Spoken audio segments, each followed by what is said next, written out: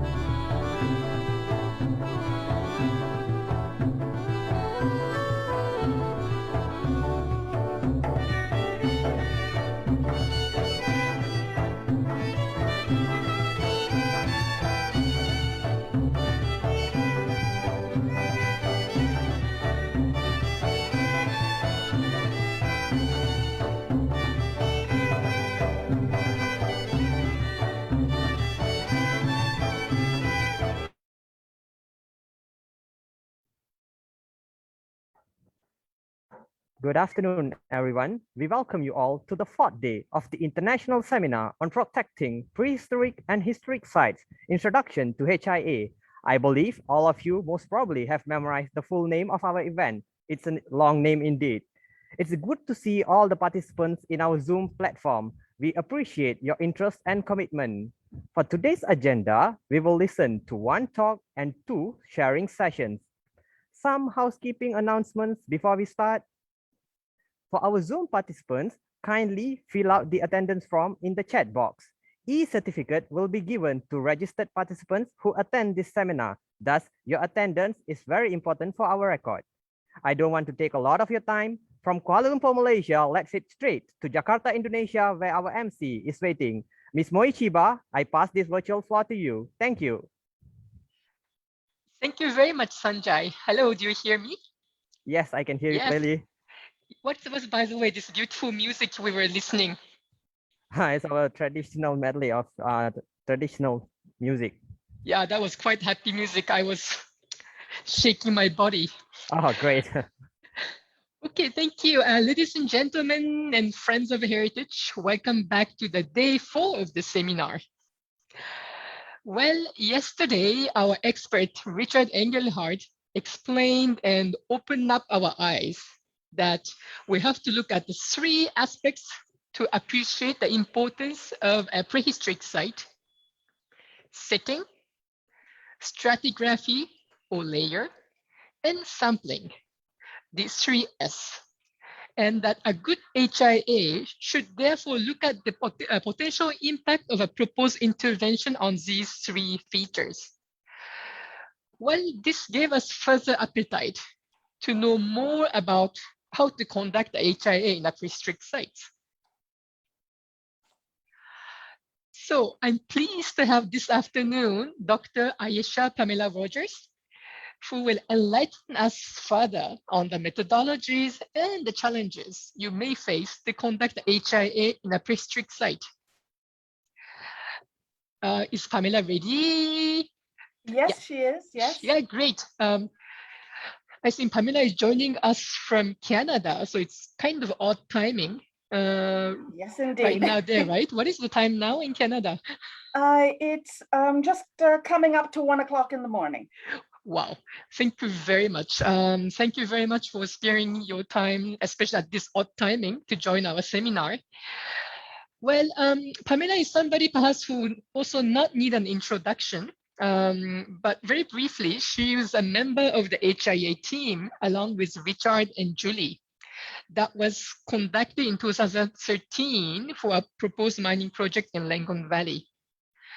Well, Pamela has a rich experience as a field archaeologist, and it's difficult for me to describe that just in a few words, but I would like to just tell you that she is an experienced practitioner and also the trainer in HIA that I personally very much look forward to listening to her today.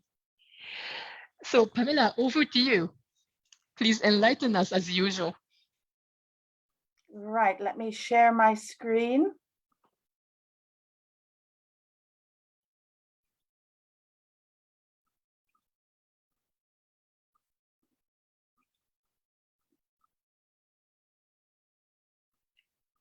Right.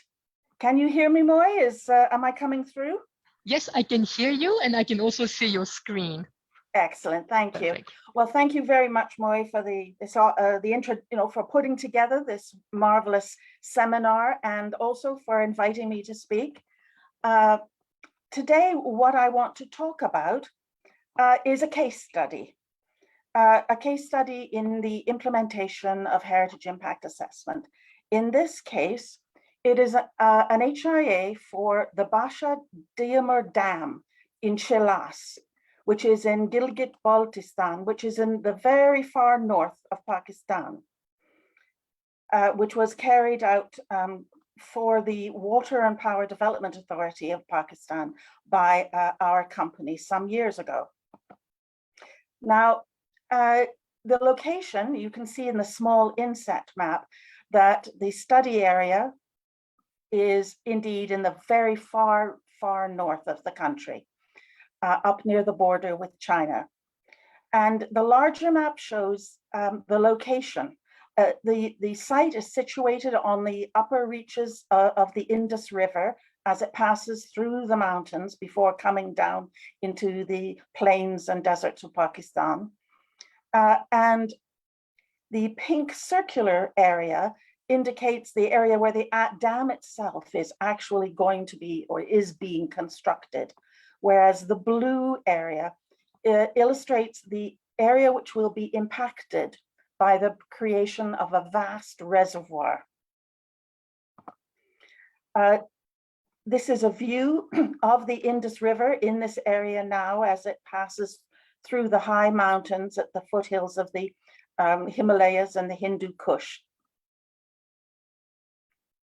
It's a very barren area, very wild and rugged and geologically really fascinating. Now, the dam itself is a major construction. It will be 272 meters high, concrete-filled gravity dam with a huge water storage, which will irrigate over 1 million acres of additional agricultural land in the lower areas of the country. The project, with its power generation capacity, will provide more than 18 billion units per year to the national grid in a country where regular and adequate electricity is a serious concern, and there is an essential need for an increase in electrical capacity. It will create a reservoir about 105 kilometers long, and it will rise to a maximum of over 1,000 meters above sea level. And as you can see here, the very initial stages of the construction. The whole dam project is scheduled to be completed in approximately 2028 or 29. And this illustration is a graphic which shows approximately the creation of that reservoir, which is the major impact of the dam construction. And as you can see, it is going to elevate the water level to an extremely high level compared to its current standing, which is the source of a lot of the impacts. As I said before, this whole project is driven by a chronic public need for water, better water management, and hydro energy. So it is very much a project for the public good.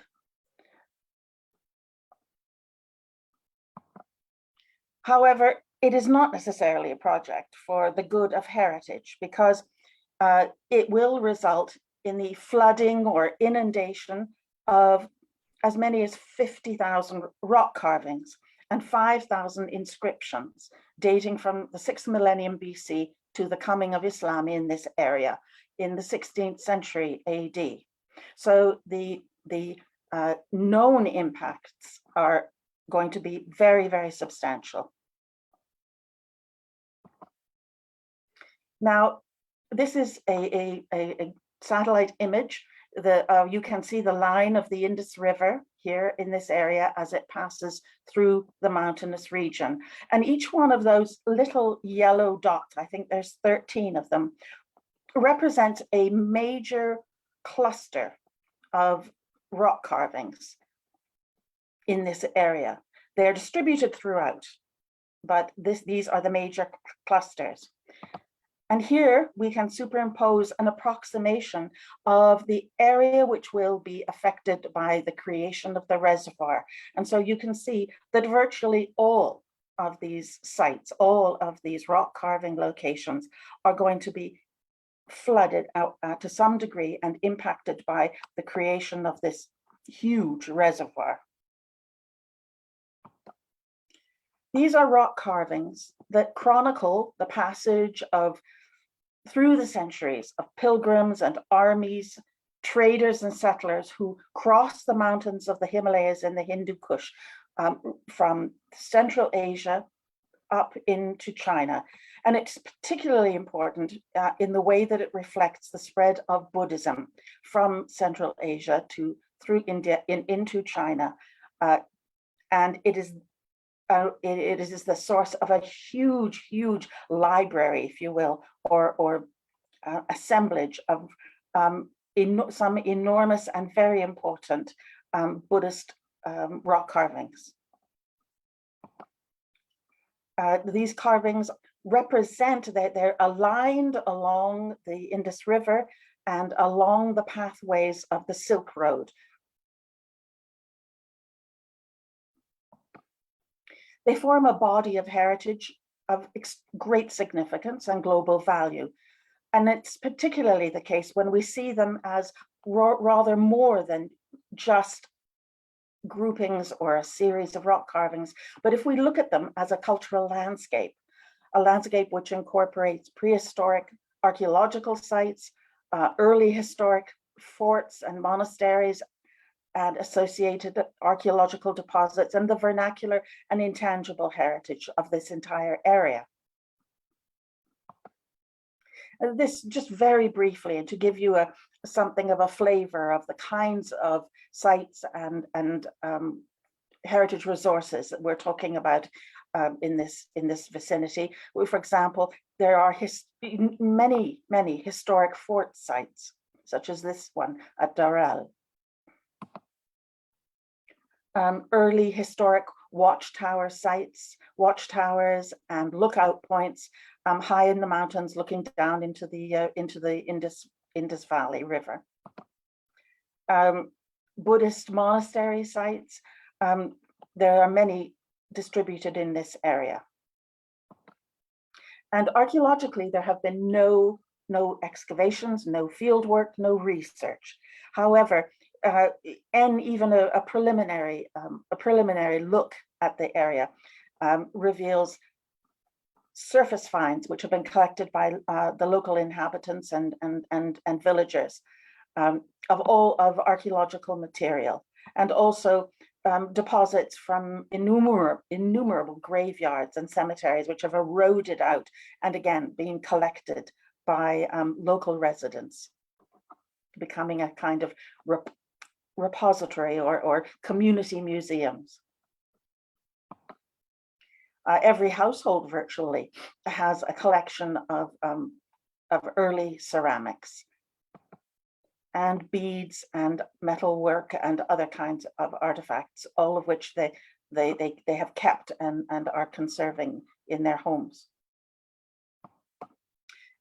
Now, the rock carvings themselves are just the most visible aspect of this complex archaeological landscape.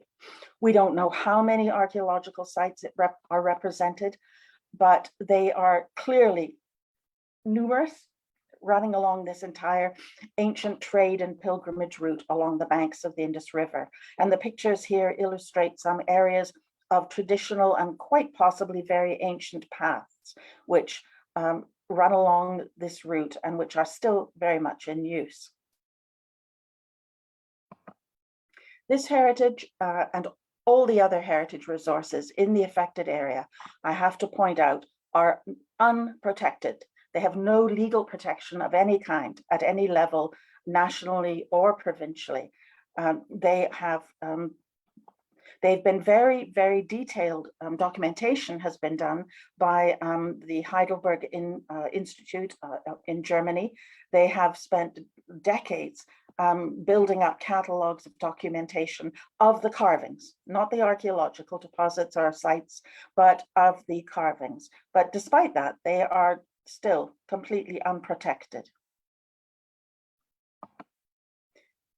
Now, this Chelas archaeological landscape highlights some important issues which certainly characterize archaeology and archaeological sites in Pakistan, and I think also to some degree, more or less, most of the countries of Asia, in that they lack any kind of systematic surface or subsurface investigations to map the nature and extent of the sites. There's no regional mapping of how landscape use has changed over time. As I said previously, there is a lack of protection for these sites, documentation, research, a lack of planning for their conservation, management of them as archaeological heritage. And there's no requirement legally for HIA to be carried out in advance of any development projects. In Pakistan, we only have HIA taking place as a requirement when funding is provided by one of the big funding organizations like the World Bank or Asian Development Bank. And the aim of cultural impact assessment, as we all know, is to negotiate a balance between the forces of change and those of conservation in ways that will maintain the significance and the meaning of heritage to the community. But unfortunately, this heritage impact assessment had quite different aims as far as the project proponents were concerned. Their interest was in convincing the public and their critics that the impacts of this dam were unavoidable because of the public good, and that they were not significant, and that design mitigation would be able to satisfy the critics of the project. And so it was motivated by a desire on the part of the project builders, the dam building proponents, to try and clear a way through the criticism they were receiving from various parts of the heritage community and the public about what was going to happen to these rock carvings. It was commissioned after the location and the building of the dam were already firmly fixed. The decision had been made at the highest levels of government to build this dam, and the HIA was not in any way in a position to alter this major decision. And the client also wanted this HIA to be carried out very quickly because they wanted the whole issue to go away very quickly. So in terms of HIA, all of the major decisions had been made except for how to mitigate the impacts which were inevitably going to come into play. So it can be described actually as just about the worst case scenario for an HIA. But the fact is that although we all talk about, and of course it's important that we do talk about, all the ideals and the requirements and how an HIA should be done, the harsh reality is that most of us who actually are working in HIA know that virtually every HIA we have ever done over the past 20 years or so has been one of these more or less worst case scenarios where all of the ideal requirements and considerations for impact assessment have not been taken into consideration. Now, when we carried out this HIA, we followed what we like to call the consensus methodology for implementing HIA in Asia and the Pacific. And this is the approach to HIA, which has been developed over the past more than 15 years by the Asian Academy for Heritage Management with UNESCO Bangkok and Hong Kong University through a series of case studies, training programs in various countries in Asia. And the process is very straightforward and I'm sure very familiar to all of you. I'm not interested really in this particular presentation in detailing it all. It is the foundation of the training programs that we run. And all of the steps, I think, are familiar, from the screening, scoping, and commissioning, which, as I have already said in this case, was a very unideal situation, through the desk-based and field data collection, the actual assessment and the design of mitigation, through to the report and the mitigation compliance monitoring. Essentially, this is a process, an HIA process that is designed for all types of cultural heritage.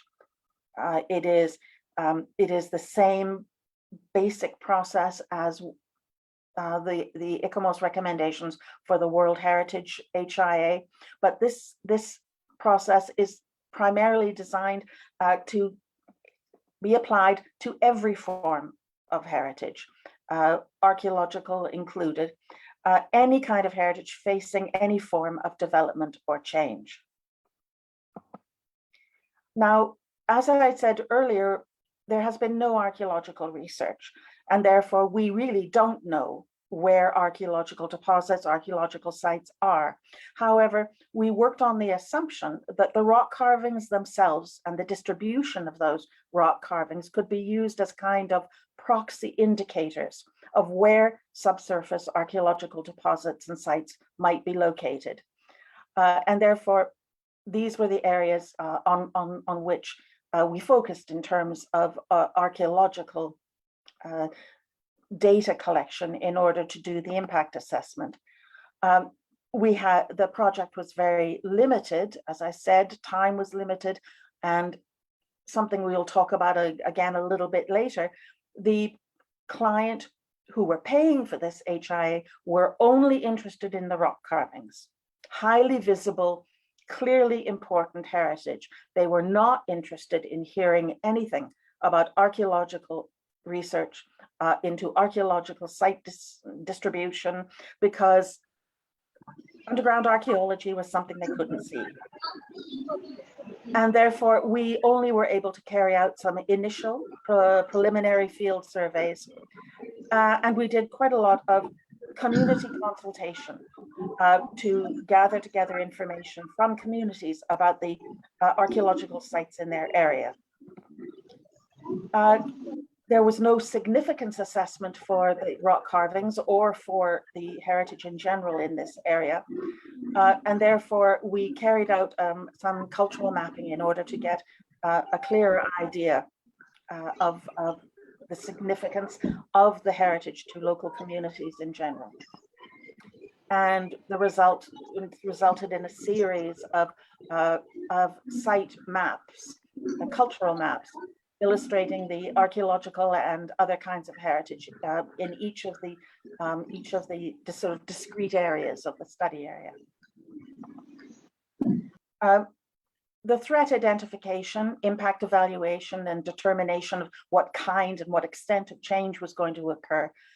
We looked at the kinds of impacts which would arise during construction, such as from site formation works and blasting and temporary access and the like, and also during operation of the dam itself, when the various facilities would be up and operating and have recurring impacts throughout the daily operation of the dam.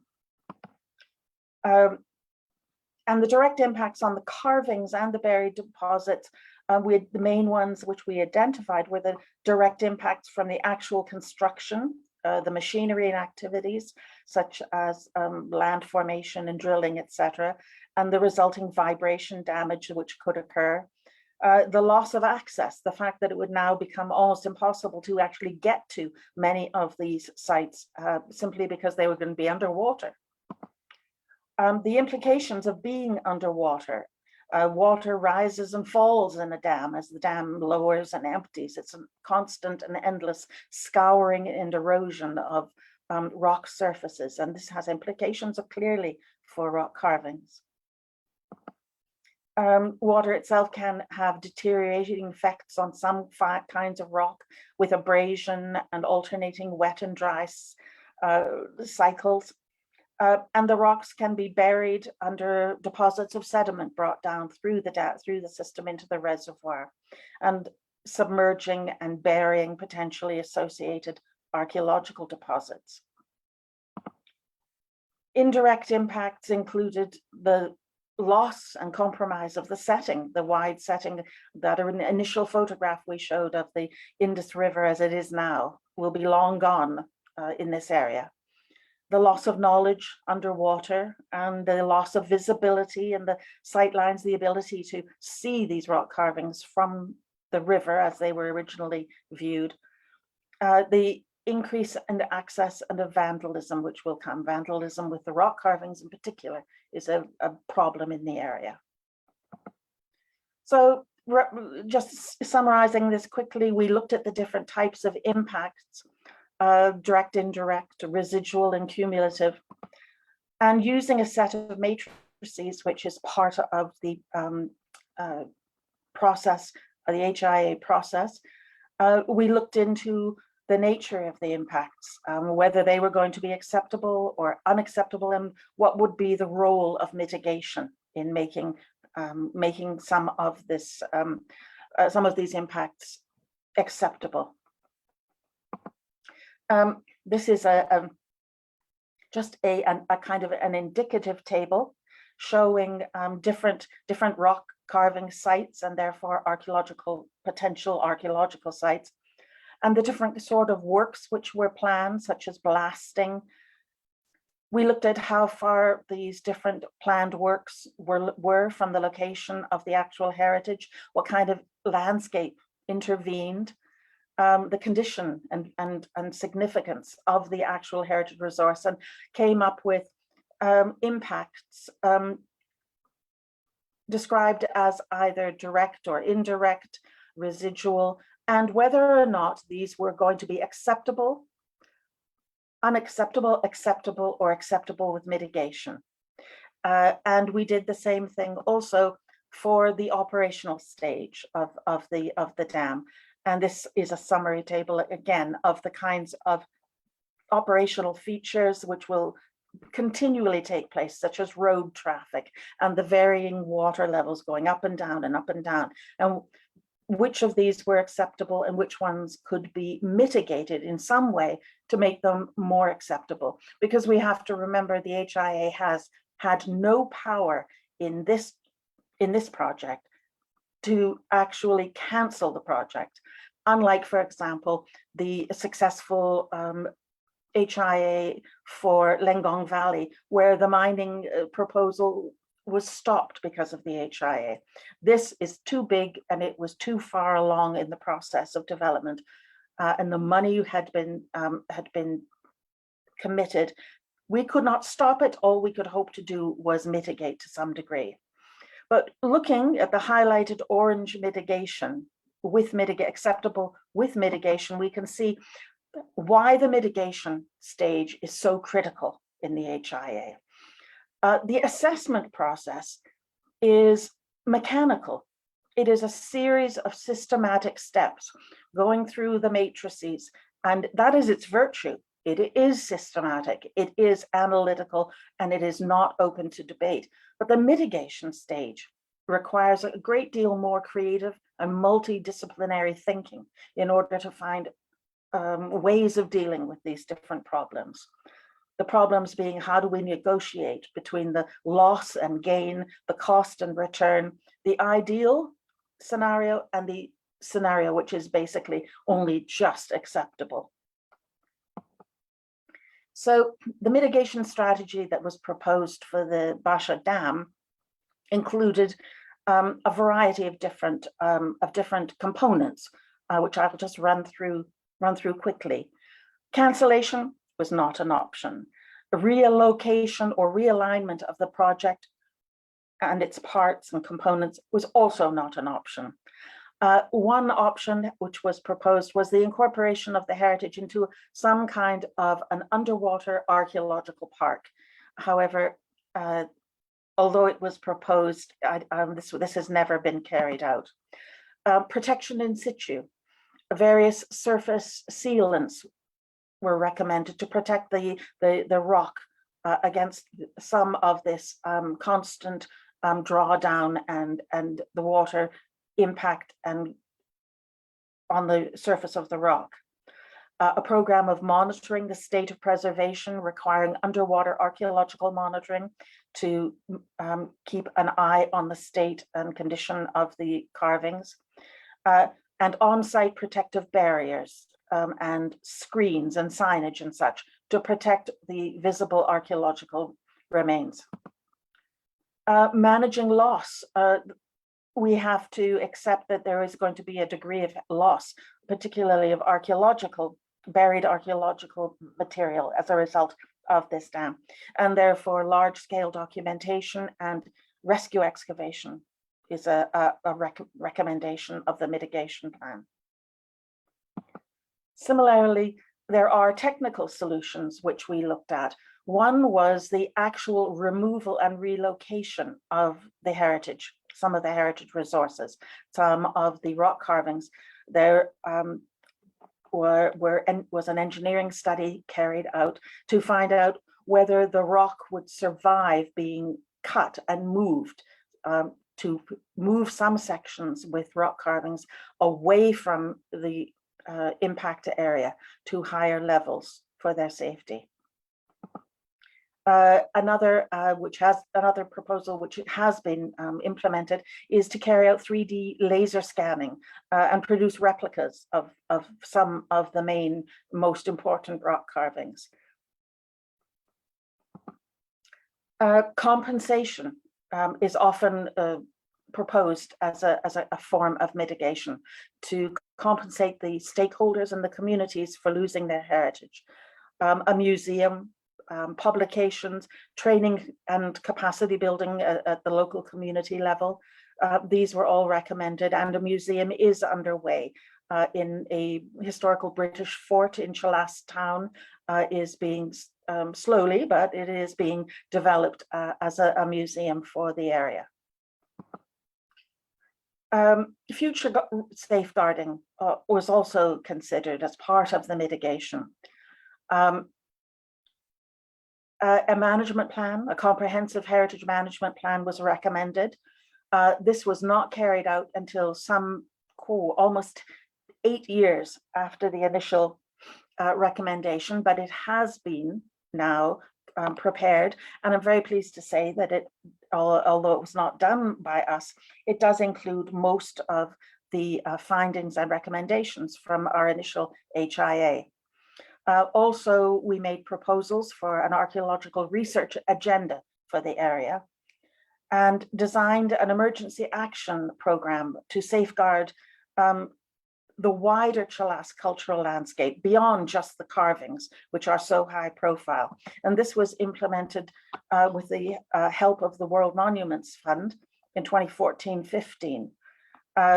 This included that we focused primarily on the other aspects, as I said, of the cultural landscape, including the oral histories and traditional crafts and vernacular buildings, and also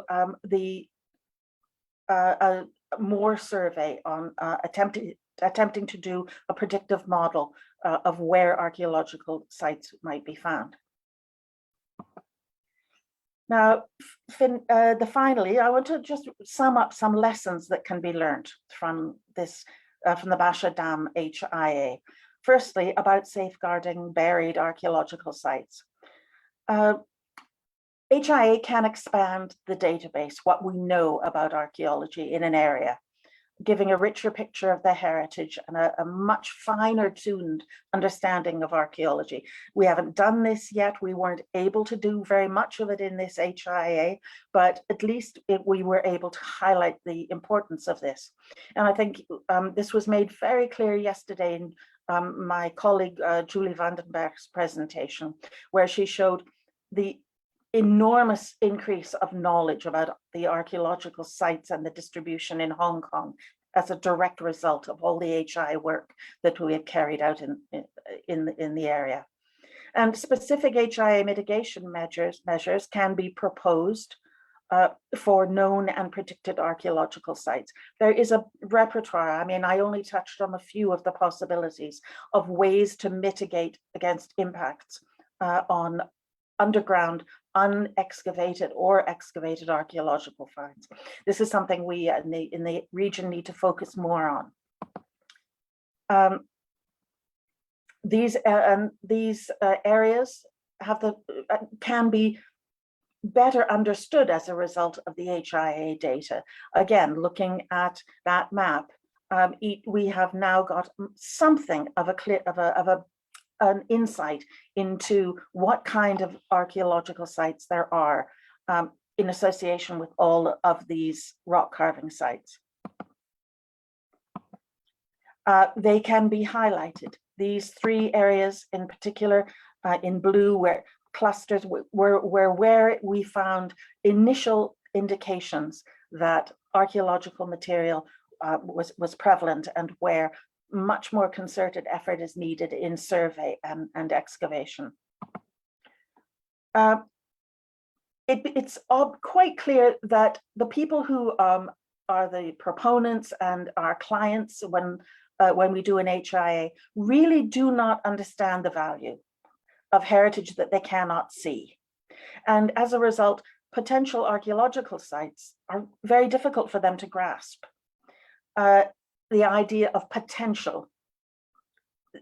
This is something that needs a great deal more advocacy, and this is something that is on our responsibility to try and educate the people we work for, our clients, as to what it means and why archaeology is important, even if it's not excavated and not filling our museums with artifacts.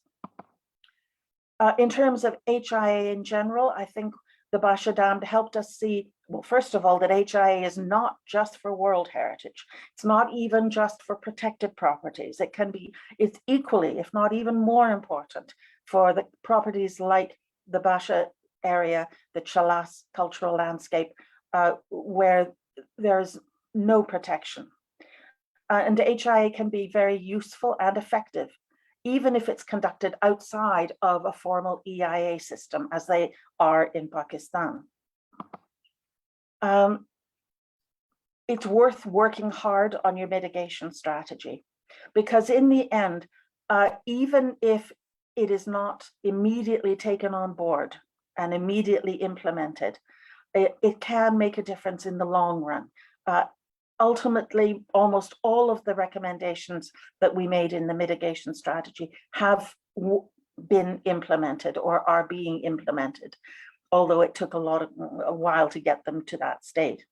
And a detailed and transparent HIA is very valuable in alerting the public and stakeholders and informing them. It's like a red flag to tell them of the potential negative outcomes from a proposed development.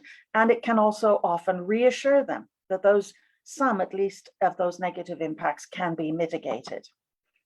It can help, therefore, to sort of bridge that gap between heritage preservation and the kind of development that is for public good, where the public as a whole benefits from a development. However, at the same time, they risk loss or compromise of heritage. And finally, HIA can contribute to safeguarding heritage and archaeological sites, even if it is carried out under clearly less than ideal conditions, even if it is implemented later in the project process and has limited scope and is restricted by a client's biased agenda and unrealistic timeframe. It can still provide a degree of safety and preservation and safeguarding for heritage, and help the public hold on to what is significant to them. Thank you.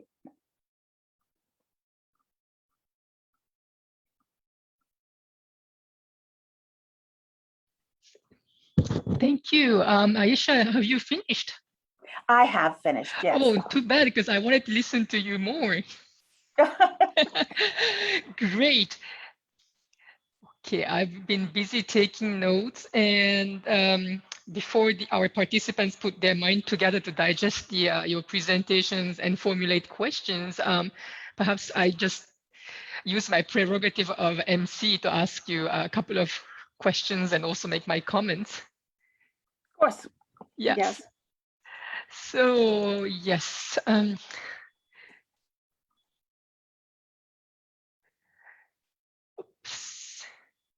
Yeah, first of all, I wish to thank you for taking us to a very spectacular view of northern Pakistan mountains. It's so breathtaking and beautiful. Yes, indeed. Indeed it is. Yes. So I was actually smiling at your description of the worst case scenario of HIA. where the study is being considered merely as a way to kind of downplay the impact of a proposed project and justify it, just like rubber stamping. Also, the time constraints given to you to kind of do the study, and where you said that anything else other than the mitigation plan have been already decided that you can't change, right? Yeah. And I was smiling at this because it sounds like a very common situation of many of our heritage Oh, experts in the region. absolutely. I can honestly say, I think that Julie and Richard and I, between us, I mean, we have done through our companies and so we've done literally hundreds of HIA, and I cannot really think of any which were not compromised in some way, where there Right. was not where none of them are the ideal.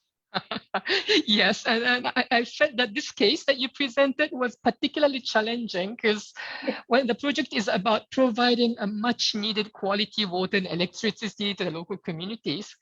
So like a slight attempt to questioning this in the name of heritage protection would just make us look like, almost like a criminal, right? Yes.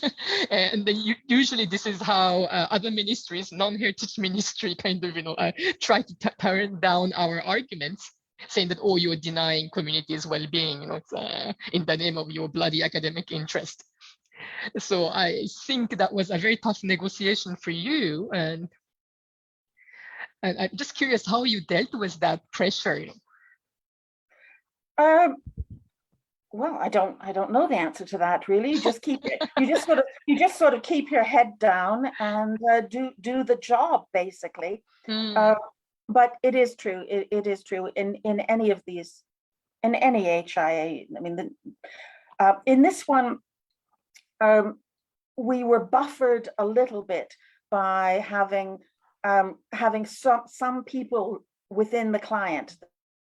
The client was the Water and Power Development Authority, and we did have a few people within that, people of power who were sympathetic to what we were trying to do, and that made a huge difference. Right. If everybody is hostile, then yes, yes, you have to wear your helmet and run away. Yes. Now, meantime, got interesting questions. One in the Q&A and one in the chat box. So let me read it out for you, so that you can address this. The one question is from Elizabeth Cardosa. How large was your HIA team, and over what period or length of time did the research and the HIA development take place? Can you talk a little bit more about the communities in the area and what has happened since? Because these raised awareness and the understanding of the heritage value of their place. So yes, what happened to the local communities after your interventions and yeah. Okay, well, the HIA team, I'm trying to think, it was some years ago, included, two archaeologists, one anthropologist, a structural engineer, two or three sort of socio-cultural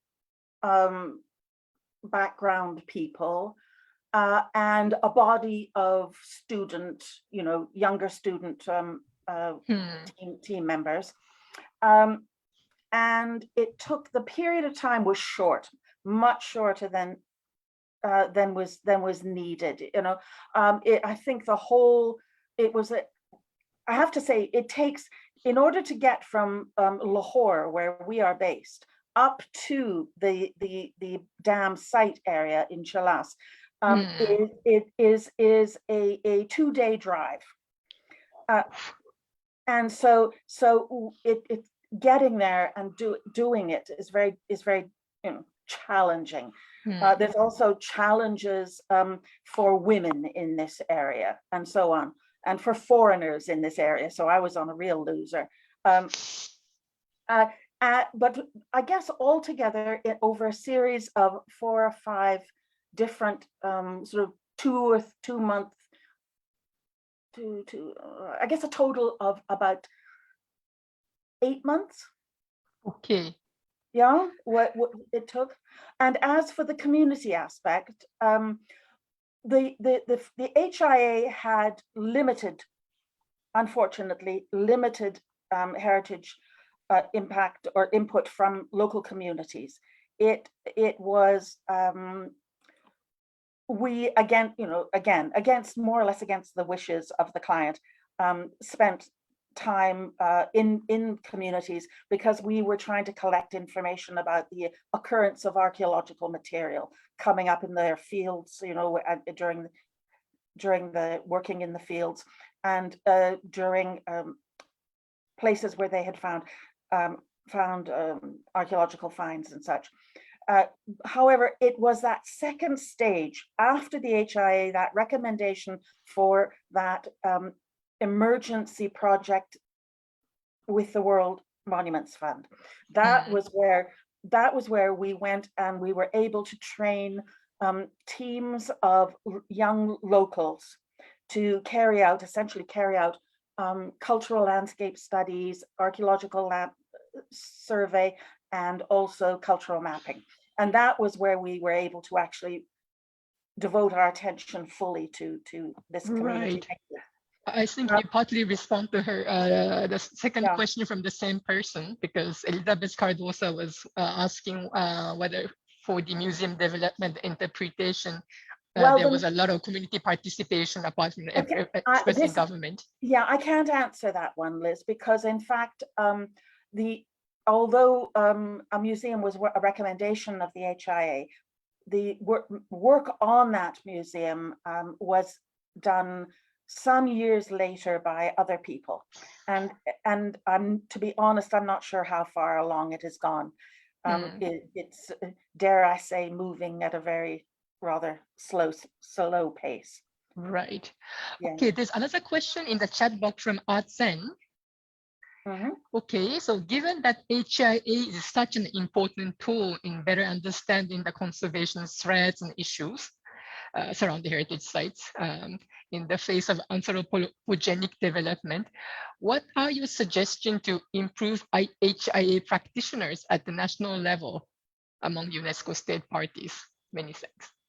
Do you mean, is that referring to like training? Potentially, yes. I guess it's yes, more at the level of individual heritage practitioners. How would you yes. Well, what can they do to begin with? No, since we can't count on the government to do everything fantastic immediately, well, we have to put our act together, right, to improve ourselves to begin with. To be honest, I think that that HIA works most successfully in a system where the government has nothing to do at all with implementation, and where it is run as it is run. For example, I just say Hong Kong because I know it well, where the implementation of heritage impact assessment is the business of heritage impact assessment consultancies. Where companies are developed. When HIA first came into the EIA process in 1997, there was a long fight to include heritage in the EIA, to include the HIA requirement. And then, of course, once it was in there, we all looked at each other and we said, well, wait a minute, who's going to do it? And so we rushed out and made a company and started doing HIA, not having any idea how to do it, none whatsoever. It was a slow, it was a learning, as you do it. But I know that, for example, there's in Pakistan, there is no training in HIA, and it's it's a struggle that that I've been working to introduce it, and every time I raise the possibility, and everybody is very keen to know and to what, once they learn about what HIA is and what it can do, they say, right, train me. But it's very, it's very hard to it's one of the reasons that having companies start up is very important, because it shows young people that in fact it is possible to make a living doing actual impact True. assessments and other commercially related archaeological and heritage work. You can make a Mhm. living. Never going to make a very good one, but you can make a living. So I think the other thing is that I fear, and I might be criticized for saying this, but I fear that a lot of the training focuses on the ideal, on Mhm. what HIA should be, on how HIA should be. And there's no question about that. Of course, all these things are true, but they're not practicable. They're not. Yes. They make it seem as though if it's not done ideally, that it's not worth doing. And Mhm. I strongly believe that that's not the case. Right. No, I fully agree with you. I mean, I think, of course, as a UNESCO, in an institution like UNESCO, we focus first on the developing the manuals and guidelines. Of course. But at the end of it, it has to be practiced and understood, in terms of the practices. And well, no matter how many how many workshops we organize to give that theory, unless the person actually take it and start executing it on a regular basis, you never kind of become expert of HIA. And I think Yeah. this practicing part is still missing. And this is why I guess we're still talking a lot in terms of theories, ideal scenarios and whatnot. So how to give opportunity for the practical, Yes. Yeah, I agree. hands-on experience, I guess is something we have to think about in terms of training in the future. Okay, one more question from Ahmed Najib. Understand that dams construction is supposedly to take 9 years, because I think it's to be done towards end of 2020, right? 28 or 29 from your presentation. Yes. So what conservation measures can be or are any further measures being planned for at least some of the impending sunken rock carvings or related archaeological sites in the meantime, before the dam's completion? So I'm just having a look at it myself. Some of the impending, what conservation measures? Well,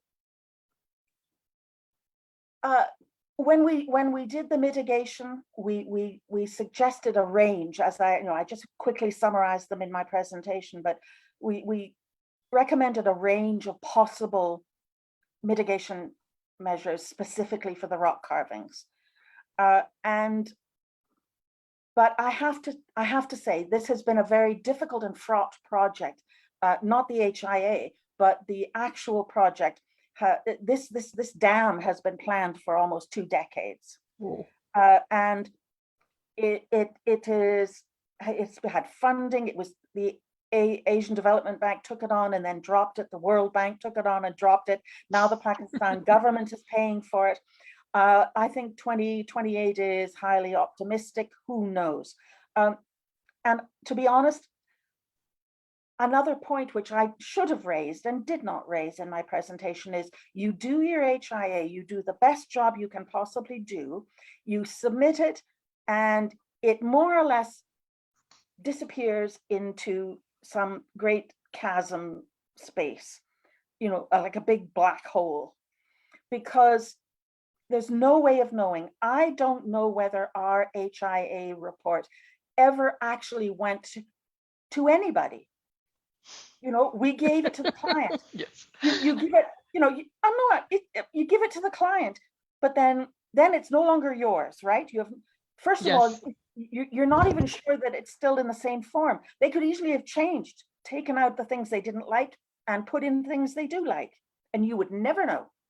Right? Because there's unlike in the real world, an HIA report goes online, right? It goes online into some sort of online repository with the environmental impact, assessment site. But oh, no, not in our part of the world. It just kind of disappeared.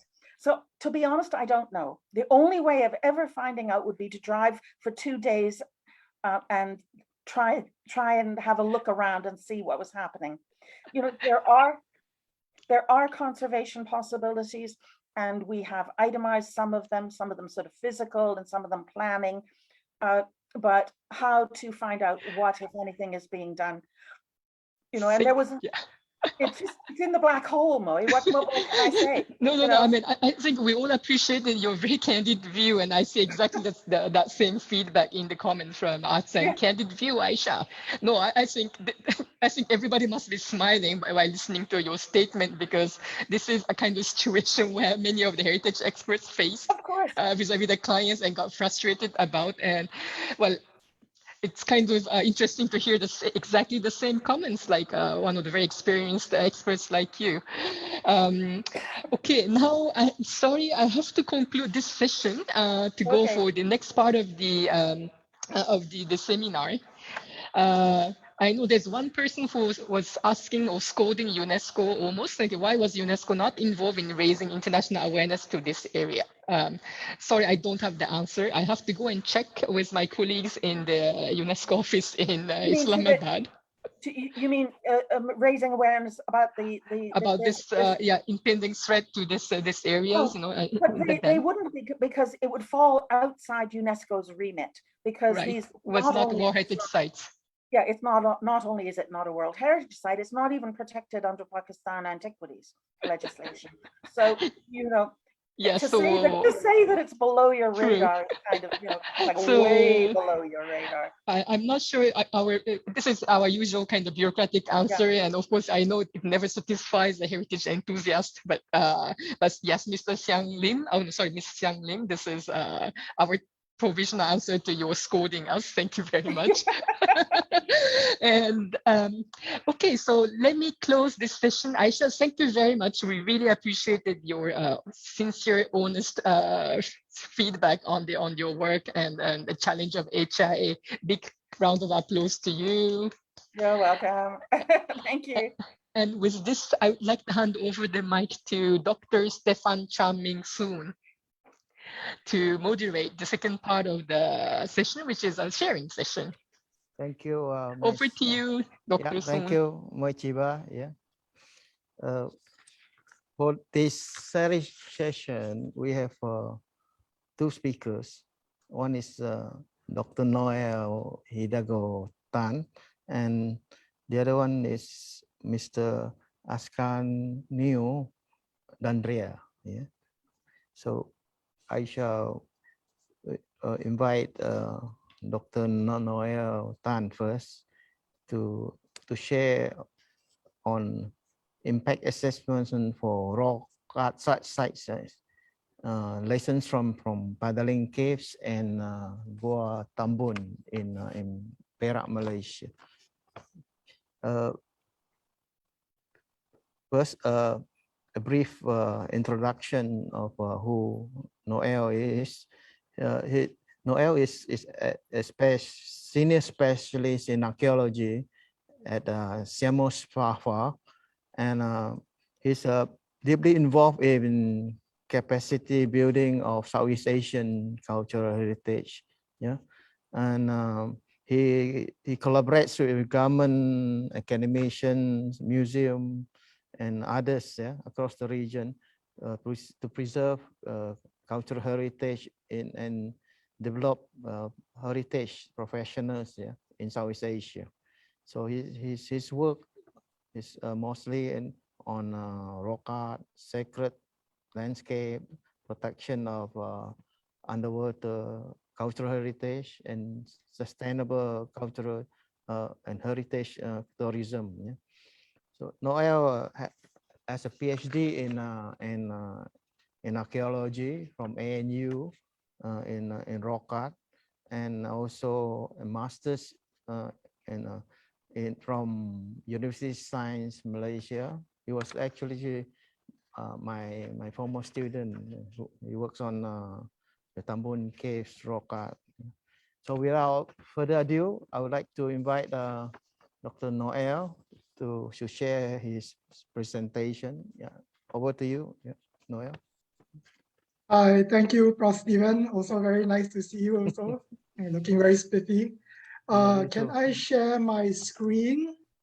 Oh yes, it looks like I can share my screen. Can you see my screen? Yeah. Okay, great. So good morning, good afternoon, good evening. Hello from Bangkok. I'd like to thank Jabatan Warisan and UNESCO Jakarta for inviting me to speak here. It's so nice to see and hear from many of my colleagues over the past few days. You are missed. I've not seen you in person in a while, and I would love to see you soon. Today, I want to talk about some of the lessons from impact assessments of rock art sites in Myanmar and Malaysia. And I'm going to go on a slightly different track from our speakers. I'm really going to just focus on two aspects of the impact assessment, which is really the baseline recording and the risk and threat assessments for prehistoric rock art sites. And they are a very specific context, a specific kind of site. Let's see. So usually I leave the summary for the end, but I think putting a summary in front might be more useful. By now you would have heard many ways of, the very long and detailed ways of doing a heritage impact assessment. And I really want to boil down my talk into a few aspects. Firstly, really the importance of having a detailed baseline record. And especially for rock art sites, I'll show you how this is really important. The importance of risk and threat assessments. And we heard from Prof. McKay in the first day how it's desirable to be avoiding impacts and avoiding risks rather than to mitigate them. And I totally agree with that. It's better to avoid than to mitigate. Third, it's very important to articulate the values of a site. We talk about the UNESCO outstanding universal values, and the sites that I'm talking about are not UNESCO sites. So we're talking about values, and not just archaeological value, but more than that, what it means to the local community, heritage values. And finally, the necessity for having somebody or institution responsible for monitoring these sites, because often where this process fails is when there's no one monitoring or following up on the recommendations. And I was smiling too with Pamela saying, I don't know if anyone reads my recommendations, because I have had that feeling too. Sometimes you put out long multi-page documents or recommendations and you don't know if anyone's going to follow up on them. So let's talk about rock art. Rock art is an artifact, a kind of artifact that can be found all over the world. In Bahasa Malaysia, we call it lukisan gua, which translates to cave paintings. But they're more than just that. They're really human-made images. They are sometimes painted, mostly painted. Sometimes they are drawn, so they're using a dry medium. Sometimes they are carved. And they are found on natural rock surfaces, not just caves. Sometimes they are found on large boulders and on cliff surfaces. And here we have two famous examples from outside Southeast Asia. They are UNESCO World Heritage Sites, Tweefontein in Namibia and the Lascaux Caves in France. In Southeast Asia, we have rock art over 1,000 sites. And it can be both prehistoric and historic rock art. And I'll be focusing mainly on prehistoric art here, but know that there are historic sites. So you have sites like these ones, the recently discovered caves in Sulawesi. Well, not discovered, but they recently dated, and they turn out to be 45,000 years old, among the oldest in the world. In the top left and the bottom right, you have these are carvings from Pungkomnu in Siem Reap. There are carvings of the Hindu god Vishnu on a boulder, on a large sandstone boulder from the 10th century. We have here on the bottom right paintings from Krabi province called the Viking Cave. It's a cave full of ship paintings, about 80 paintings of different kinds of ships, European ships, Thai ships, Chinese ships. And on the bottom left, you have paintings from a site called Patem in Ubon Ratchathani, Thailand. And this is what we really think of rock art in Southeast Asia. They tend to be red paintings. They tend to be undated. the majority are assumed to be prehistoric because most of them have not been directly dated before. And rock art has very specific conservation challenges. They are unrestorable, they are immovable, and they're always subject to deterioration. And that's just what we're starting from.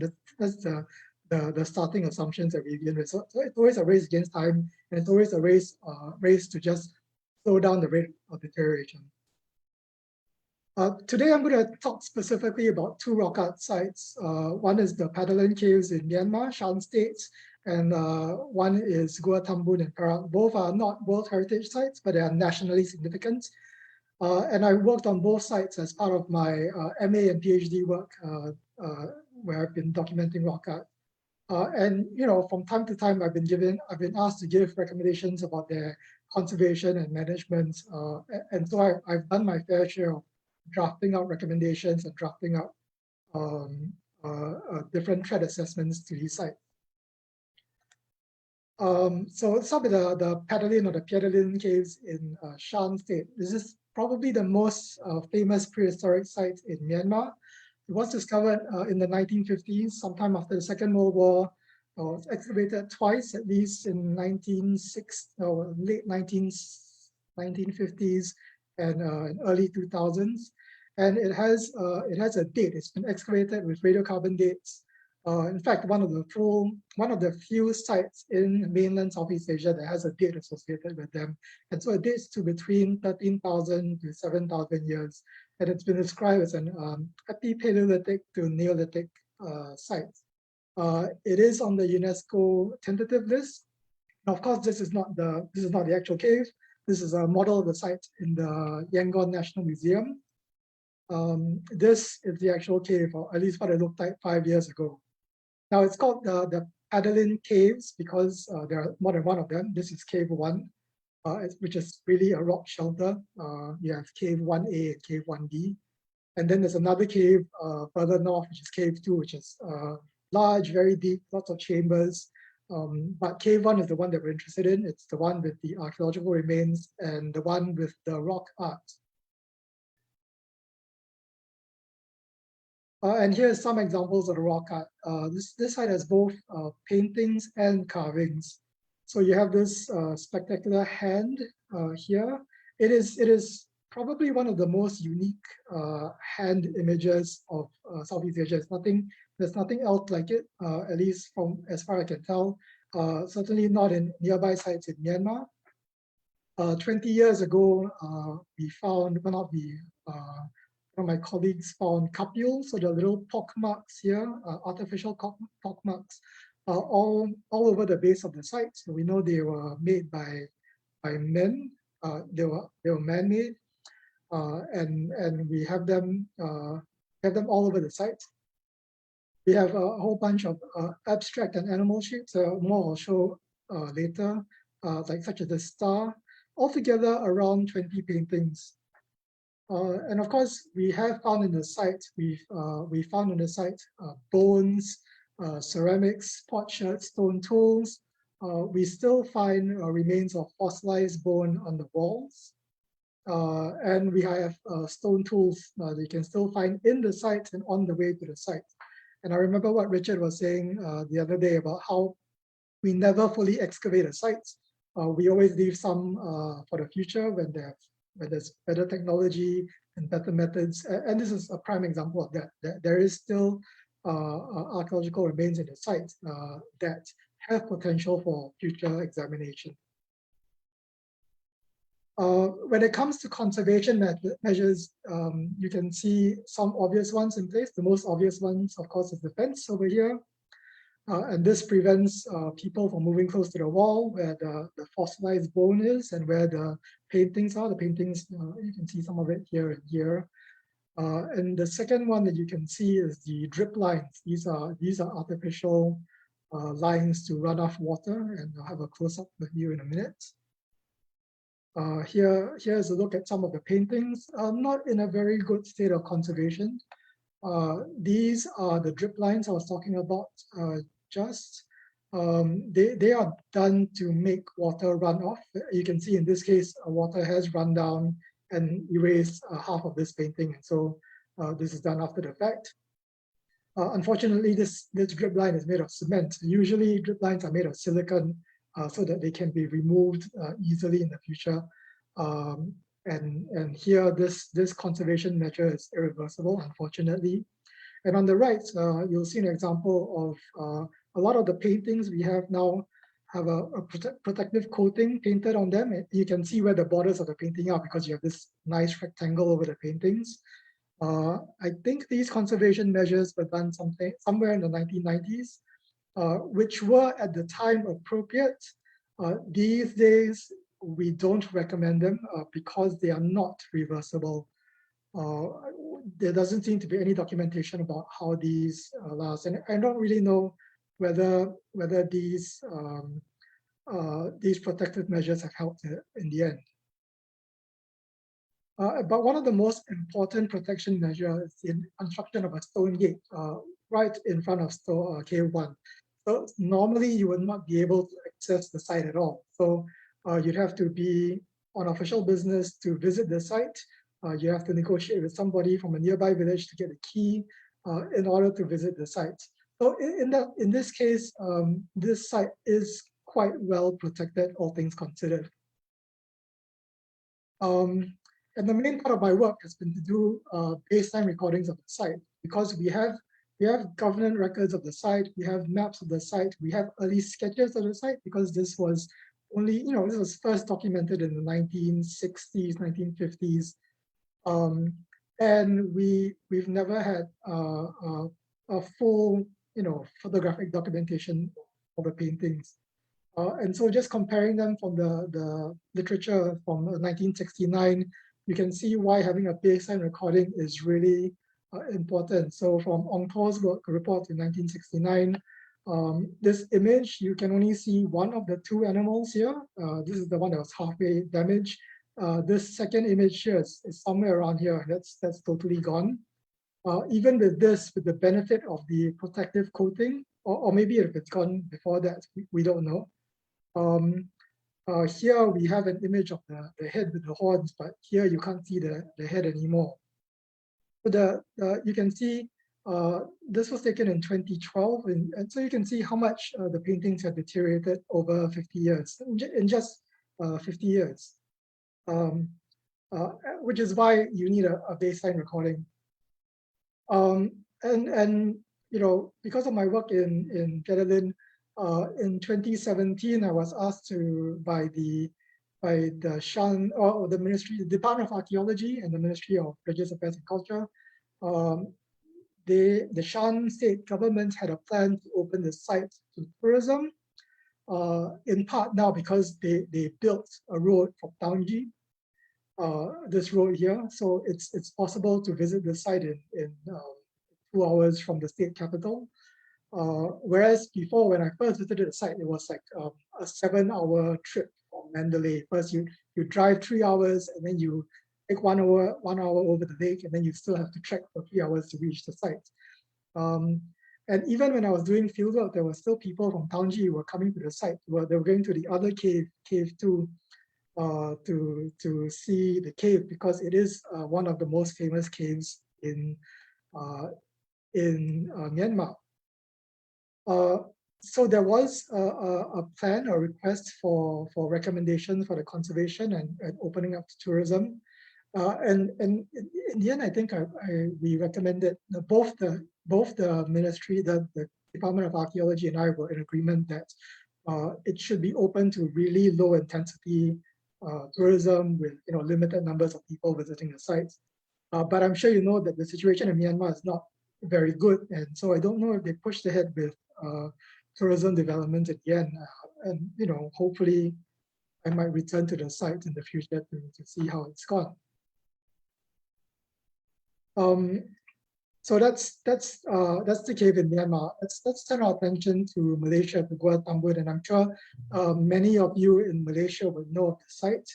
It's in Ipoh in Perak. It's a remarkable site, one of the largest in the region, certainly the largest in Malaysia. This was the site that I studied for during my MA degree at University of Science Malaysia. with Professor Stephen as my supervisor. And in many ways, this cave has some parallels with Gua Tambun. It was also discovered in the 1950s. It's also been described as a late Holocene to Neolithic. There have been some excavations down this cave, but the ground is quite disturbed, and so the archaeological context is a bit shaky. But there is enough to suggest that there is this site date from the late Holocene to the Neolithic. Unlike Paddling Caves, this isn't a cave per se. It's really like a rock shelter. It's in the foot of a cliff, which is this one in Ipoh, and it's not even on ground level. It's around here. The rock paintings are here, about 50 meters off the ground. From the cliff, you can see this panoramic view of Ipoh town. It's really nice. I hope you have a chance to go there, visit there one day. I studied this site for my MA in 2009, and this was a picture that I dug up of Professor Stephen and I and the team when we were much younger. And my role for the research was to do a full inventory of the rock art. Because when it was first discovered in 1959, it was estimated that it had about 80 to 100 paintings, and that was what the literature said all the way since then. There were about 80 to 100 paintings in the site.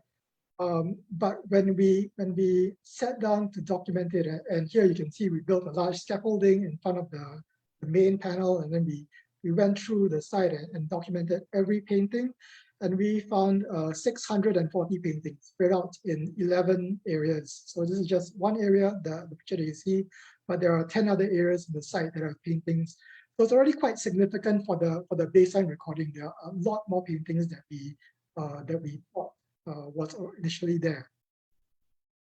And one of the things that we really benefited in this research, that we had a good range of archival photos to compare with. So this is a photo from 1984 from Paul Fawcett. She was a researcher working for the National Museum then in 1984, and he had some slides of Gua Tambun. This is the so-called dugong. Right? It's a so-called dugong because it's not really a dugong. Dugongs don't have four legs. And you look at the comparison between 1984 and 2015, and you see there's no visible difference. There's no new erosion. It's not been color corrected, but you can see that no new scars after 30 years, which is remarkable for a site like this. Here we have the famous X-ray deer. It's been described as deer, but I think they're mountain goats. And here we have images from 1959, 1984, and 2015. And as you can tell, as you can see, you'll probably not see, there's not a lot of difference, nothing that you can tell from naked eye. In fact, some of the erosion and scarring is identical.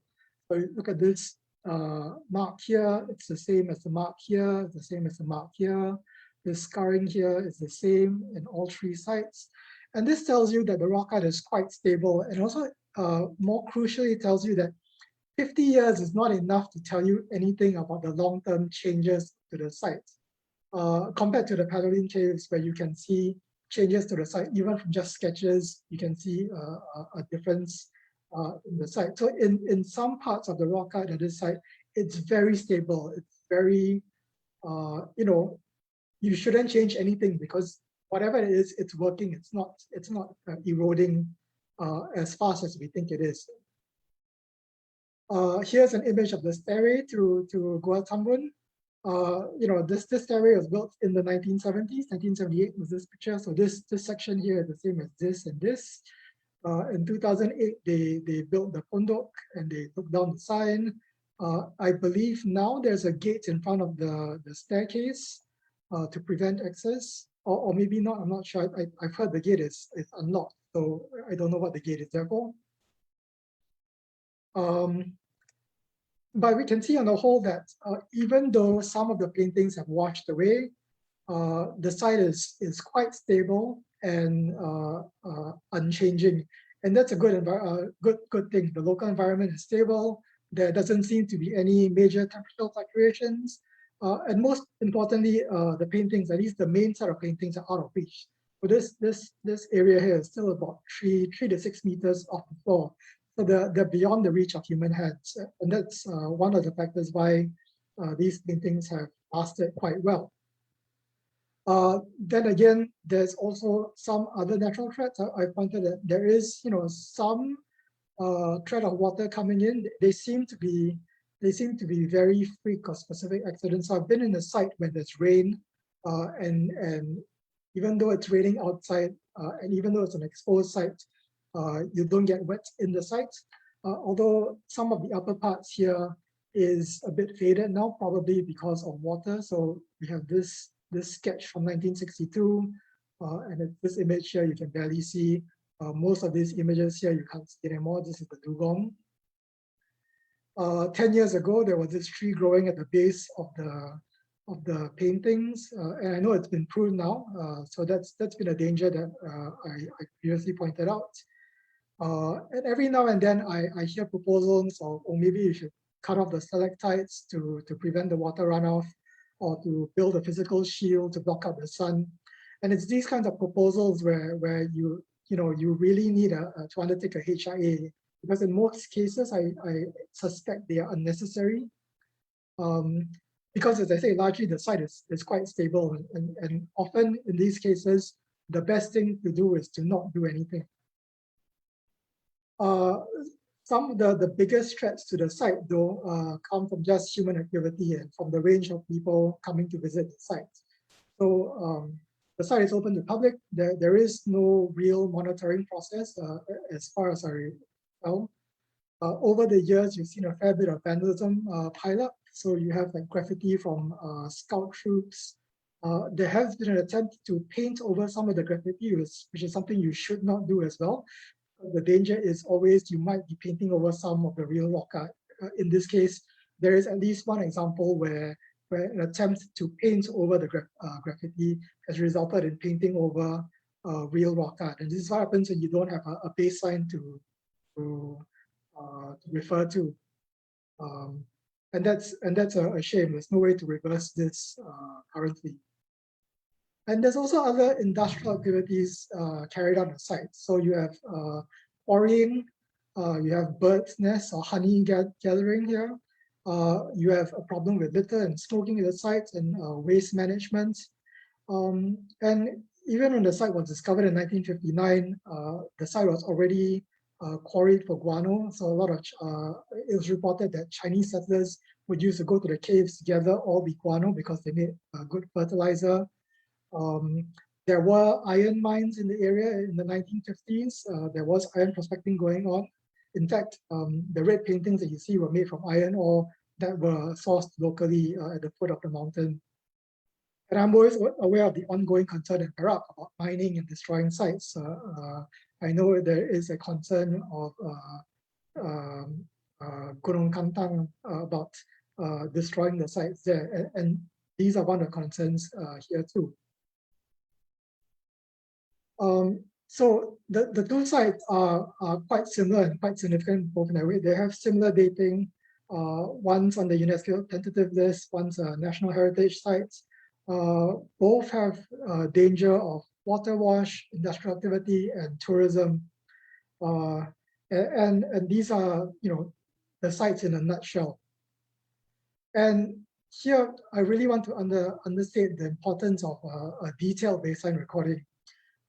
Because as many of our speakers have alluded to this part of the HIA, a really important HIA, and in many cases for rock art sites, where in this case the artifacts are immovable and visual in nature and unrestorable, this is the only thing you can do for rock art sites. And in we really expect a site map, a rock art inventory, and in the last 20 years we've really been helped with digital technology, because back in the day, we used to sketch rock art or use film cameras, which can be time consuming and costly. These days, we have digital cameras and we can do a good recording job with even just a mobile phone. I've done workshops with colleagues in Myanmar on how to record rock art just using a mobile phone. And of course, now 3D scanning is the latest new thing. we need to have a place where all these records can be kept and made accessible, for the authority in charge, wherever that may be. And I hope in the next few hundred years, people will be able to access my photographs or comparisons to see how these sites have changed over time. As an aside here, this is Goa Badak, which is one of the sites in the Lenggong World Heritage Zone. And you can see the difference between the rock cuts there from 1927, Evans recorded it, and how it looks like now in 2010. And I'm not sure whether it looks like that now in 2021. I suspect it might look worse. But for your frame of reference, here's the guy with the bow and arrow, and here, the tree, the line with the monkeys is totally gone. It's almost invisible. And certainly you could see a lot more sites 100 years ago than you can today. And it's amazing that this Evans's record in 1927 is probably the most detailed record we have of the site today. And so that's the thing about rock art. Once it's gone, it's gone. There's no restoration to this to these kinds of sites. But it's not enough to just think of the archaeological value of sites. With most rock art sites with most rock art sites, there isn't a descendant community to claim ownership, not like in Australia where you have Aborigines. Doesn't mean that today we have people having a connection to them.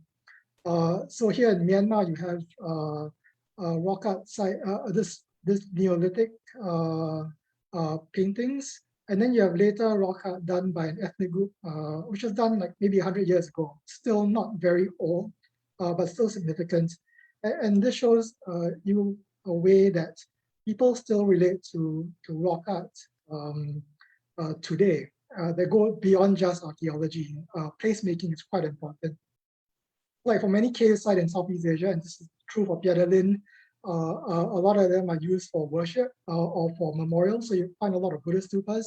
So this is from Cave 1 in Pia De Lin Cave. This is Cave 2. Cave 2, every chamber basically has a stupa, a Buddhist shrine. I mentioned before in Ipoh, and all the limestone caves and the cave temples are there often. And even in Gurong Panjang, where Gua Tambun is, you have a couple of Buddhist temples, and I know a Hindu temple as well. And it's not just Buddhist and Hindu temples. In Indonesia, last year, it was reported that there was a shrine with Islamic rock art reported last year. So, there is a religious value to some of these caves, and sometimes it's not just about the caves, it's about the entire mountain. In the last 10 years, there's also been a public archaeology program from USM by Dr. Goh Xiao Mei and a PhD student, Saw Choi Ye. And even though these sites, the descendant communities, probably the Orang Asli, they've been talking to the Orang Asli and trying to find connections to the rock art. But at the same time, they've also been developing public awareness among the Ipoh locals with the rock art sites, with the Gua Tambun sites. So they've organized site visits and cleanups. They've organized educational outreach to these places. And so, there is a connection between the local community today with the ancient rock art, even though, one did not cause the other. And so at the end of the day, I have to say that rock art really captures imagination, which is why there's a certain amount of people interested in them. And I'm not saying that rock art sites should always become tourist sites, but they always require some sort of unique conservation and management. Sometimes it's best to just close up the site and not draw any attention to them. And sometimes you can control the visitors by building walkways so that you control where visitors can stand on and not stand on. And sometimes, like in France, like in Lascaux or in Chauvet, you can have the best of both worlds. So this is the Chauvet caves in France, another UNESCO World Heritage sites. Here they've built very high quality replicas of the caves. You go into this building, you see the chambers, exact replicas of the caves, and the real site itself. This is the entrance to the real Chauvet caves. It doesn't look like anything, but it's sealed to the public. No one can visit it. unless you're a very select few researchers who can go in there. These caves are deep caves. European caves are very much unlike Southeast Asian closer to home, we have local context. So in Thailand, you have a few national parks and historic parks that are managed by the Fine Arts Department or the Forestry Departments, like this one, the Pupraba Historical Park. And here you have little tracks and walks, and you have signposts and guiding paths to bring you to the historical sites and the rock art, and ways to nudge you away from sites that you shouldn't go. So they build, it's not even building a pathway. They just basically put rocks and stone, right? It's like ultimate low cost. But this way, they guide you to places that they want you to see and guide you away from places that don't want you to go.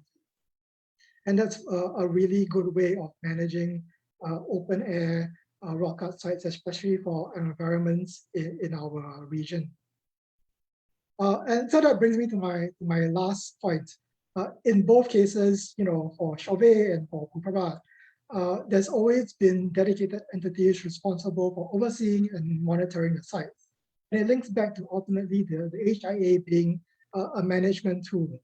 And so I want to end here by again emphasizing the importance of a detailed baseline and risk assessment in any kind of impact assessment. And to echo the sentiment of my other stakeholders, that the archaeological value of the site, more than just archaeological value, heritage values of the people who live there. And ultimately, I hope to one day see a rock art site to become a UNESCO World Heritage Site itself. And that's it. Thank you. Thank you, Dr. Noy. Yeah. So, I don't see any questions, but there are some comments, like from Dr. Richard Angerhard. That it's very important to have well-indexed HIA reports, like what Noel has shared, that especially for rock art sites, to have the details of the rock art very well documented. Very good presentation, Noel. Thank you for sharing. And I agree that rock art sites are very hard to conserve, especially in tropical countries like Southeast Asia. Okay. We shall move on to the next speaker, Mr. Ascanio D'Andrea from Italy, I think. He's an information manager of the Herculeum Conservation Project in Italy. And he has wide-ranging expertise in data management for cultural heritage, has worked more than 20 years in archaeological and conservation projects all over Italy, the Mediterranean, and Middle Eastern area. And one of his most important project is the Herculeum Conservation Project, which I think he will share with us today, which has also become a UNESCO World Heritage Site. Okay, so Mr. Ascanio D'Andrea, please, the floor is yours. Thank you very much. I want to thank you, the organizer, for joining this very interesting session today. And so I try to share my screen.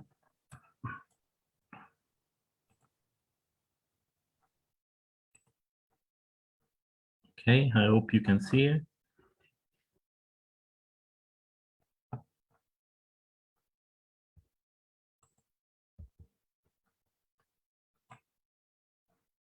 Yeah, I hope you can see it.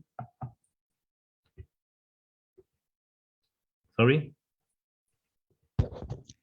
Yes, we can see your screen. Thank you very much. Okay, sorry. Perfect. Because I don't carry on. So today we will talk about this case study in Italy. So we are completely switching, always talking about our archaeology. Is an impact assessment, a heritage impact assessment carried out in 2014 for the World Heritage Site called Villa Adriana, right near Rome. Before starting and going deeply inside the HIA, the assessment and the description of the site, I would like to focus on some main steps that we follow during the job, considering that we deal with this assessment after 2-3 years that the first ICOMOS guidelines about HIA came out. They came out in 2011, so we started working on this job around 2013. And the main I'm sorry. Okay. The main concept that we follow is obviously the identification of values and the characterization of the attributes that define those values. And due to this, the identification of the impacts on the value towards the proposed development project. All these steps coming to the mitigation measure proposal based on the context that we can describe and highlight follow this circular process that we have already seen during these last days in other examples. So starting from values, going to mitigation measures.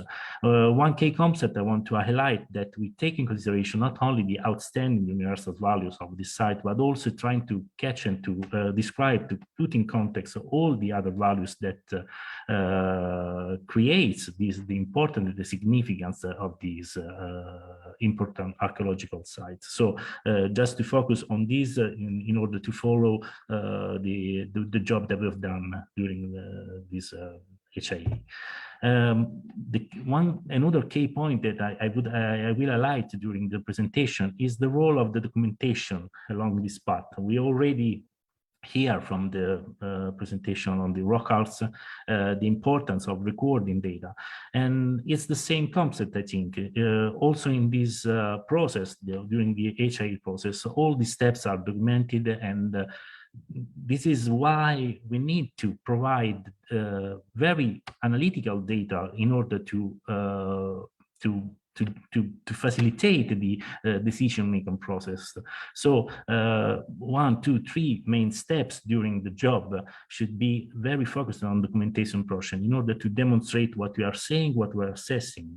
And in order also to describe to this main person, how to describe, how to represent, how to communicate all this data that you are collecting and you are transferring in order to demonstrate your mitigation measures and solutions.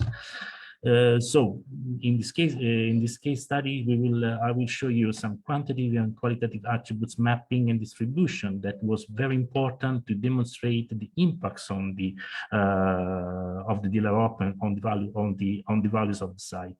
The impacts mapping and severity in order to represent the severity and the spatial analysis that could highlight how deep and how the strength of these impacts, and the representation of the mitigation measures. So this is just a very brief overview in order to give you some concept to follow the job that we deal with.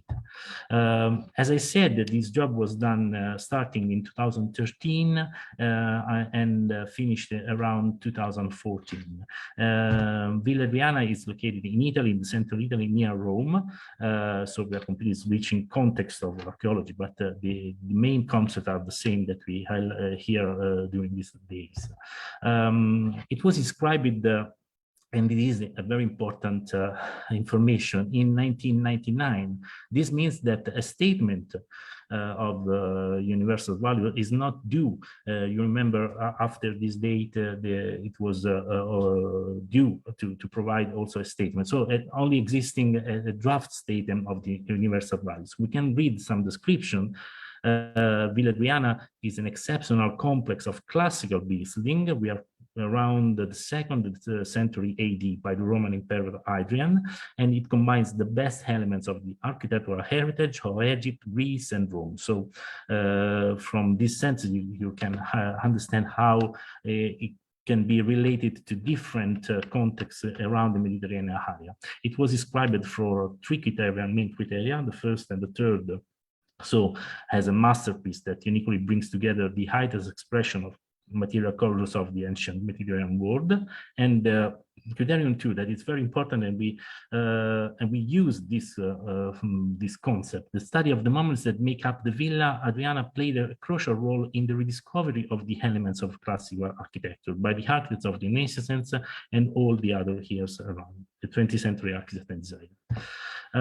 As I said, the context in which we are talking about a built heritage site, so a very huge archaeological built heritage site. But when we deal with an HIA, we are considering values of the site inside this context. We are considering this important site as the center of the Roman Empire during the 2nd century. So with a lot of connection and relations all around the Mediterranean area. This is very important also to, we use this concept to highlight some attributes and values that we can describe during the baseline assessment of the site. The importance of the site is not only related to a regional area, so a Mediterranean area, but also in relation to the capital of the empire, and so Rome in this case, but also other important archaeological sites, very important from a religious point, from a commercial point of view in the Roman period. So it's really the local importance and the regional importance of the site. I just provide a very short video in order to give you some images of the site. This is, as you can see, a very huge monuments. Is a city inside the landscape, the city of the imperator, with these standing walls around 5, 6 years. Nowadays, it's inside this green landscape with olive trees and all these kind of gardens, ancient gardens. As you see, you can see very built heritage with around surrounded by very green spaces that was used by the imperators to receive their the people that comes to the villa. Each monument has its own significance and all functional architecture. So it's really, as you can see in the landscape, the architectural point of view and the importance of this construction, built heritage, I think talks alone without any other description. And so this is just to go to give you some images. Starting from the evaluation of the cultural values of the site, we should talk, as we see, from of a built heritage. But this built heritage is not only related to the core zone of the site, so the archaeological structures, but it's all around along the landscape. This is a very particular landscape surrounded by water, rivers, and with commercial buildings, commercial functional factories, ancient factories, all around the centuries, from the Roman period until through the medieval and the Renaissance period through the modern time. So the built heritage component is a very symbolic point of the landscape itself, and really describe how it was grown along the years, along the centuries. This landscape was shaped from main components, natural components, like in this case, we can see the water. You can't read this landscape without considering the importance of the river near the villa, that is the river Aniene, with this waterfalls. All during the centuries, the water was one of the components that creates a job, life, factories, bringing obviously different kind of approaches to shaping all the components of the landscape itself. And water is also related to the kind of the typology of architecture that was built in this place. That is really unique, related to enhancing this water. The imperator wants big swimming pools, big spaces with surrounded by water, etc. But also this is reflected also in modern time, as you can see in the bottom, with these huge, these kinds of complex, modern complex of swimming pools. But it's just to highlight how important water was important in shaping the landscape. Obviously, all these network components shaped also the traditional and the agriculture of the place. And for example, so we can find a very huge construction for bringing water through Rome, so the aqueduct, and or the production of paper factories using this fresh water to produce paper all around modern years. So a lot of components that really creates a unique landscape mixed from Roman buildings to medieval paths and factories and components through the modern time. Another characterization is the stone landscape. Around this the site, there are the Travertino cave, that is a very important stone. We can say that Rome was built in Travertino, so all the stones that was used in building Rome monuments came from this area. And nowadays it's also a very important part of this site, of this area, and communities related, a lot of jobs are related to stone carving. As we read in the criteria inscription, the site was also profoundly influenced many from the centuries architects and designers. As we can see, this description of the site, or this standing built heritage, always during the century represent a very benchmarks for all the people that comes and thinking about, for example, the Grand Tour during the 18th century. So comes and was inspired by this very huge architecture. As I saw, this is some picture on the nowadays situation. We can see the decay of the area around the south. This is an image from the 8th century, and nowadays with a lot of problems related to water management of the area due to bad management of the construction of buildings and the management of the modern sewer. That brings to the inscription on the World Monuments Fund list, watch list in 2004 for the entire site. This creates an highlight on the site. The baseline assessment, I try to follow, as my colleague Sarah Corti yesterday describes for the case study in Gaul, the steps that we that are highlighted in the new guidance. So you can find here the main steps as was described yesterday in the other presentation. In this case, we are at the step 3, the baseline assessment. So understanding the outstanding universal values, but not only this one.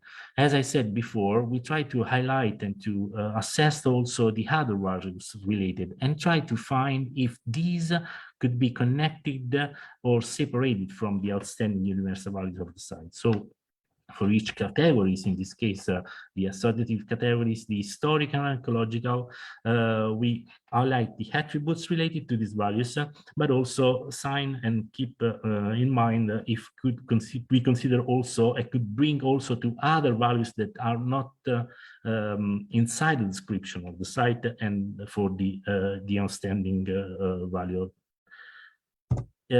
Also for the, as I said, for the aesthetic and architectural point of view, the ultimate example of imperial and Roman structure could be considered the whole villa complex, but from 2 different points of view. And the political, social, and socio-political importance of the site. In this case, for example, if you look at the 3rd row, cross-territorial communication via signaling towers. This is not strictly related to the outstanding universal value, but represents extended structure inside the landscape that could be considered as a very important political and socio-economical value. So we try to put also these kind of components inside this baseline assessment of this values attributes table. This is very important in the next steps, and we will see this because we could highlight that the site is not only the importance and the significance of the sites should be not only related to the 2 or 3 criteria of description, but also other values can be connected to the concept and to the landscape, because this is very related to the type of development that we will see. From ecological point of view, but also from the landscape, we can highlight how some main attributes. In this case, you can see Peikile is the main swimming pool that we see in the video. This is a very important attributes of this site. The trees that are all surrounding the area. These components in the modern landscape creates a very particular and represent itself a value from historical point of view, from a natural point of view.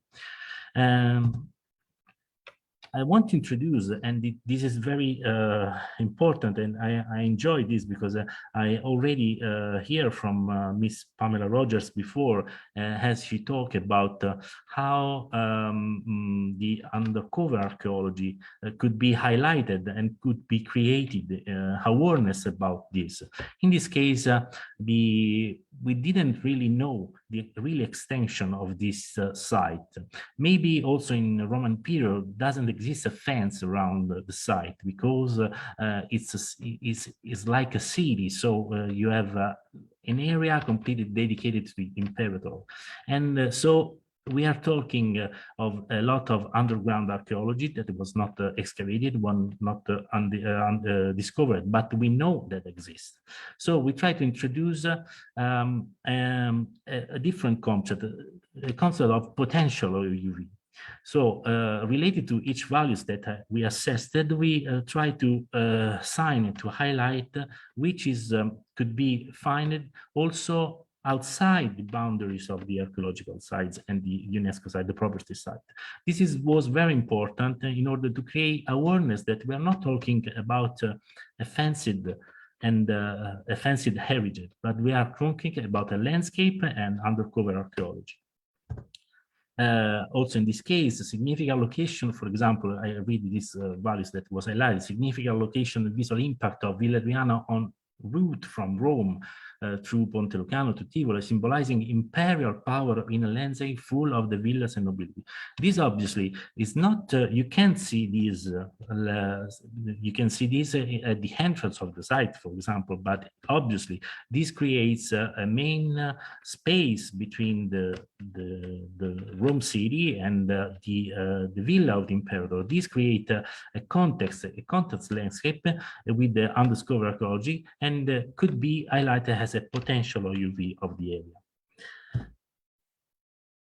Coming back to the landscape, so the importance of this, what is around, how is the context inside. We try to understand the integrity along the years of this landscape. And this was very important during the impacts, the evaluation of the impacts. In this case, the integrity section of the draft statement of the UV, as I said, this site was described before in 1999, describes Villa Adriana as nowadays immersed in a landscape which has remained unchanged since at least the 18th centuries. This echoes the wording in the original HICOMOS evaluation of the denomination on authenticity, which states the original layout of the component structure is perfectly preserved, as is the relationship within the with the surrounding landscape. It could bring us to think how this changed over the years, and if the integrity remains the same or changes. So we try to put some values and some numbers very simple table in order to highlight if there was a decline of this antiquity or an enhancement of this one. And in the next slide, we will see how to use this kind of an analysis. Let's step to the next step of the HIA. So I will briefly describe the development and the impact assessment that we provide. In this case, in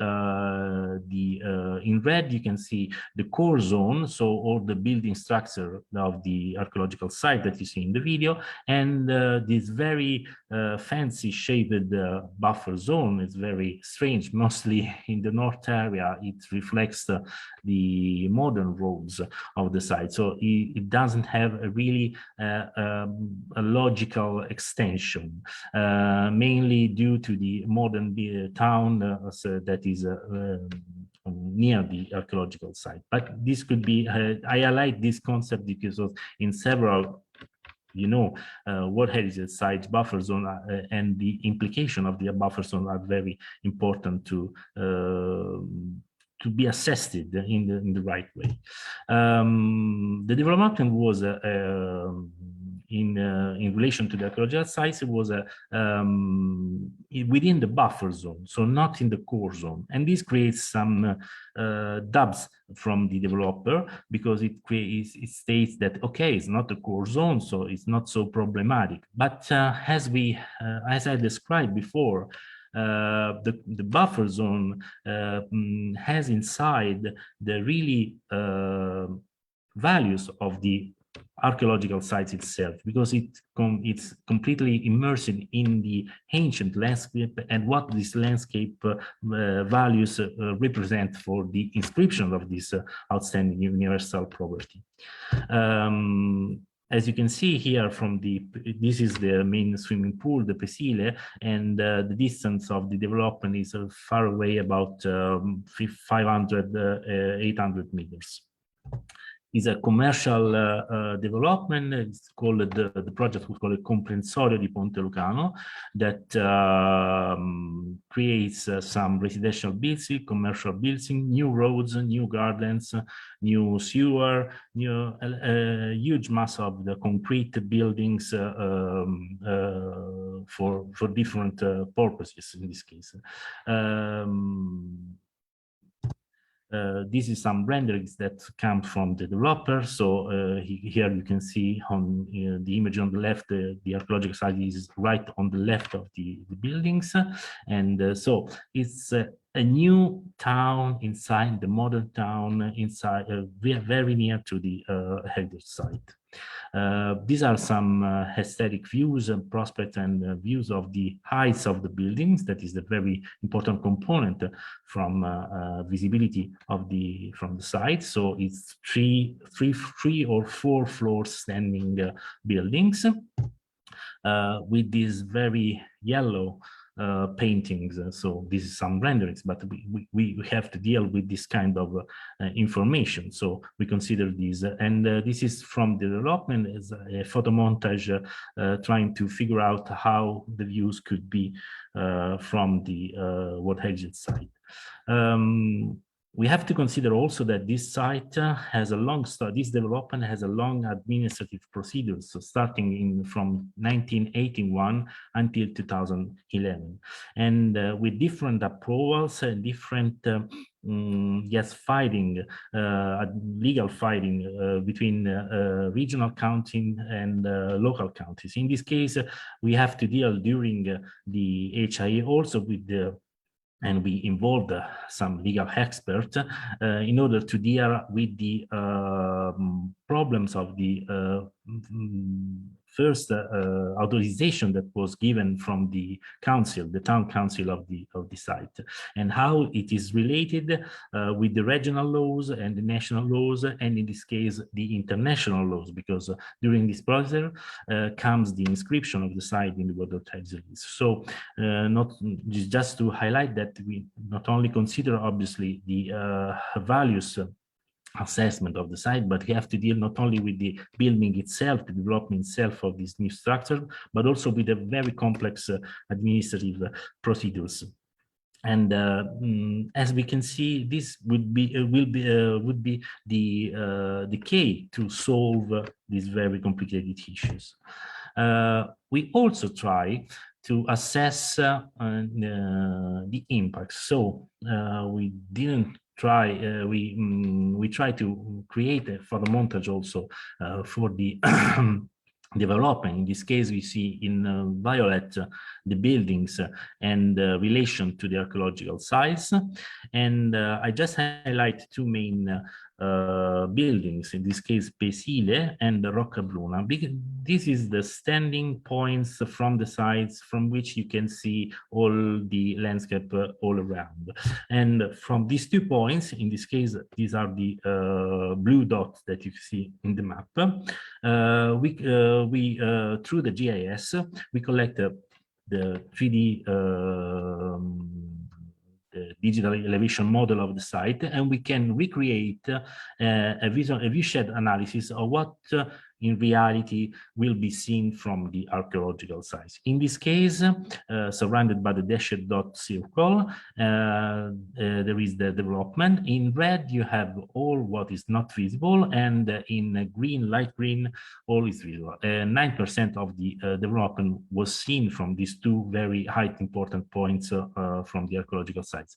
And most, you can see these red dots are other archaeological sites just near the development. All the violet dots that you can see is what I said before, the characterization of the landscape with the presence of the lot of remainings from Roman period.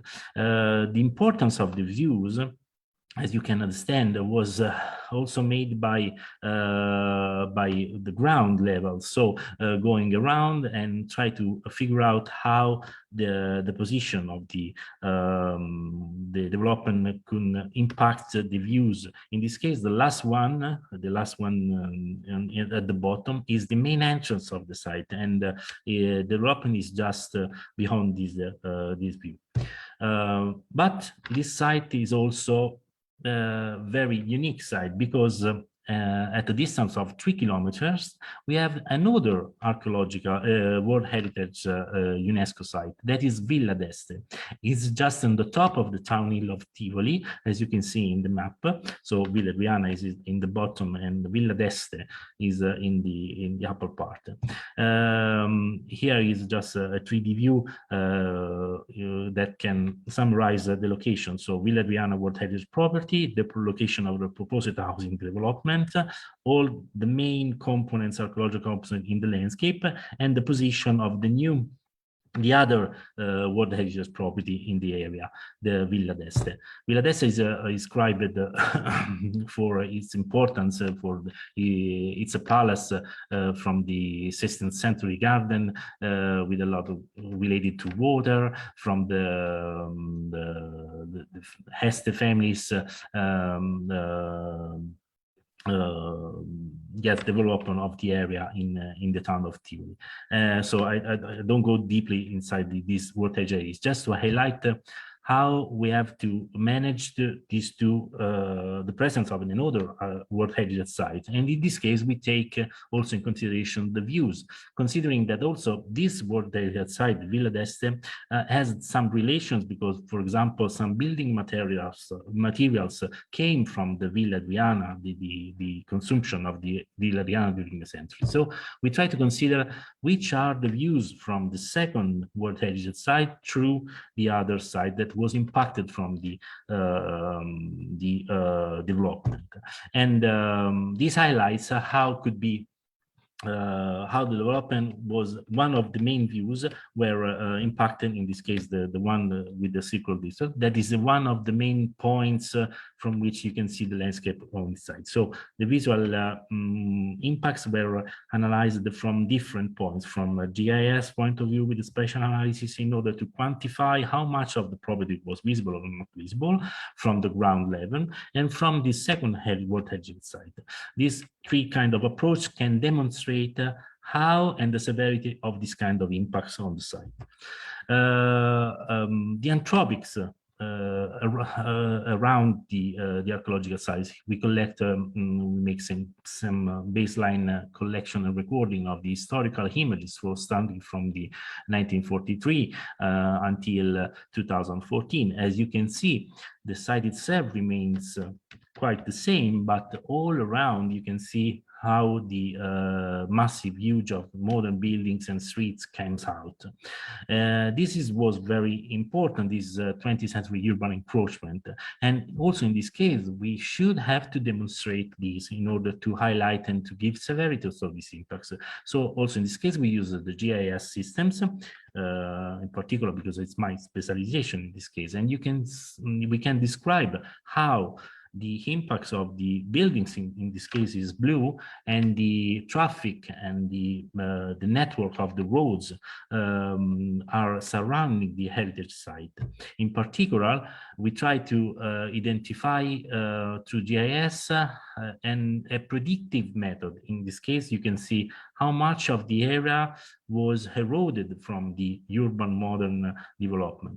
For example, we use this kind of spatial analysis to demonstrate how without and with the development will change the pressure over the sites. In this case, on the right hand, you can see the red and light red area coming through. This is due from, this is calculated from numbers of predicted number of people that will live in these buildings, how much cars will circulate, how much encroachment will produce. All these data were collected in this kind of representation in order to yes, create awareness on how much was the severity of this. It's not, we are not talking at all only about some buildings. We are also talking about people living here with some different kind of pressure from different point of view. So we try to find a right way to demonstrate this. Coming to the, we deal with the community and try to understand how was the feeling. From an international point of view, we had, as you remember, from 2014, it was inscribed in World, the list from World Heritage World Monument Fund in the danger list. So from an international point of view, there was a lot of awareness, there were a lot of letters of communication to UNESCO office, to the national level, creating, yes, alert on this situation of this kind of development that is going from 20 years and now is reaching to the final approval. And but we also deal with the local community, and so with a question that was with a lot of people that responded in 40,000, yeah, 4,500 people use the questionnaire, and we had some data. You can look at it maybe later with the PDF. And yes, the answer was more the awareness that this kind of development will create immediately a lot of job for 2, 3, 4 years mainly. But what came from the questionnaire is that this is enough, because a lot of encroachment already exists around this heritage. They feel their heritage, so they don't feel so comfortable in order to put in balance the immediate advantages towards the long-term disadvantages in having this. So the answer was this kind of graphs that we we represent the percentage in this way. Coming to the last part, so the evaluating of impacts, so try to give severity. Yesterday, my colleague Sarah Kurt gives you an example of how we use this kind of table and approach also with the new guidance guidelines.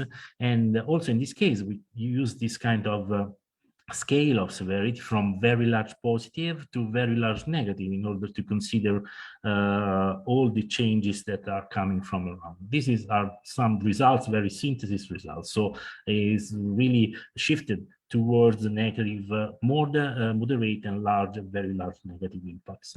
Coming back to what we said about the landscape, When we propose our analysis and we face it to the state party, these are the data that you have to consider. We also try to create a summary about which is the path you want to take right now. As do you remember the table with the evaluation of the integrity of the landscape all along these centuries, so starting from the imperial period until the nowadays. And you can see in the bottom part of the graph today, so from the early 20th century, the line of integrity comes to decline until today. Now today, you want to continue this with the house development, with building another concrete, huge, massive concrete buildings around the sites, or you want to try a solution to create the habitat benefits of this landscape. This was very important to create awareness in order to consider not only the stone itself, but how they are in context, how they are must be considered along his history and the values that they represent for the area. The last part, so coming to the mitigation enhancement, we faced there are three main options. The development could go forward in its current form. The proposed development could go forward in a modified form, and the development proposed could be stopped completely. For each one of I'm giving to you a synthesis of this analysis, but these three main points were described. What happens if the proposed development could be stopped? So how you can do this? In this case, we propose the area could be moved to an alternative location. This is due not only as an opinion, but was based on the assessment of the legal components of the team, of the HI team, that provide some laws paths to follow in order to create and try to compensate and relocate the development project. If you choose the development could go forward in a modified form, you have to reduce damage to potential view. However, reshape and talk about in architectural design of the entire building. But if you follow this path, Villa Diana would be at risk of being placed on the World Heritage Danger List because a lot of the UV will be managed. So for each option, you have the consequence of this option. And the last one, the proposed development could go forward in the current form. In this case, if you follow state part, I mean, follow this part, needs to be prepared to see the property placed on the World Heritage Danger List with the possibility of this removal from the World Heritage List. And towards, we faced the state party with these three synthesis option. And in this case, this is a very happy ending stories because the ministry itself, with a lot of discussion inside the parliament, comes to the conclusion that these are the words from the Ministry of Culture in Italy. Even the mere suggestion of Villa Diana being placed on the World Heritage Danger List, or worse still, of being removed from the World Heritage List, is totally unacceptable. And the ministry will do whatever it takes to stop that from happening. And this happens because from 2016, the development was stopped and relocated outside and far away from the site. And from 2010, with some changes inside the ministerial organization, the two World Heritage sites, so Villa Diana and Villa d'Este, became a single Istituto Autonomo, so autonomous institution of this World Heritage Site with common administrative, with one director and common administrative finance funding, and this this is the website, the new website they provide with a lot of news, events, and a new, how can say, a new renaissance for the site. So we hear, yes, this is a very strange story because this is a happy ending story, as we hear from today, this morning, from Pamela Rogers. There are so quite different experiences in the HIA, but it's important also to highlight in this case how if you can provide with analytical data that can demonstrate the strength and the severity of the impacts, and obviously this should be combined with the state party that can take responsibility on these and take care of this of the heritage, considering all these factors, you can come to a good yes, a good dealing, a good approach, a good final happy ending of the story. And that's it. Thank you, Andrea and Andrea, as for sharing a very detailed case study of Villa Andriana in Italy. Yeah, this is definitely a happy ending story, compared to the earlier one shared by Pamela Rogers of Pakistan side. Yeah, so there's, I don't see any question here. Let me see. Oh, there's one from Moy Chiba. In Italy, what do they do with HIA reports? Are they published publicly?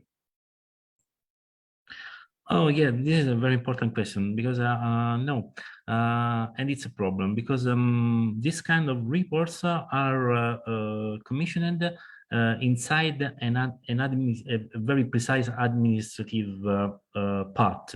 So it's part of like yes, a public job, but it's part of the administrative documents that will be provided. So it's not public, it's not published. We try to provide some articles and share the results along the course, but the entire reports are not published.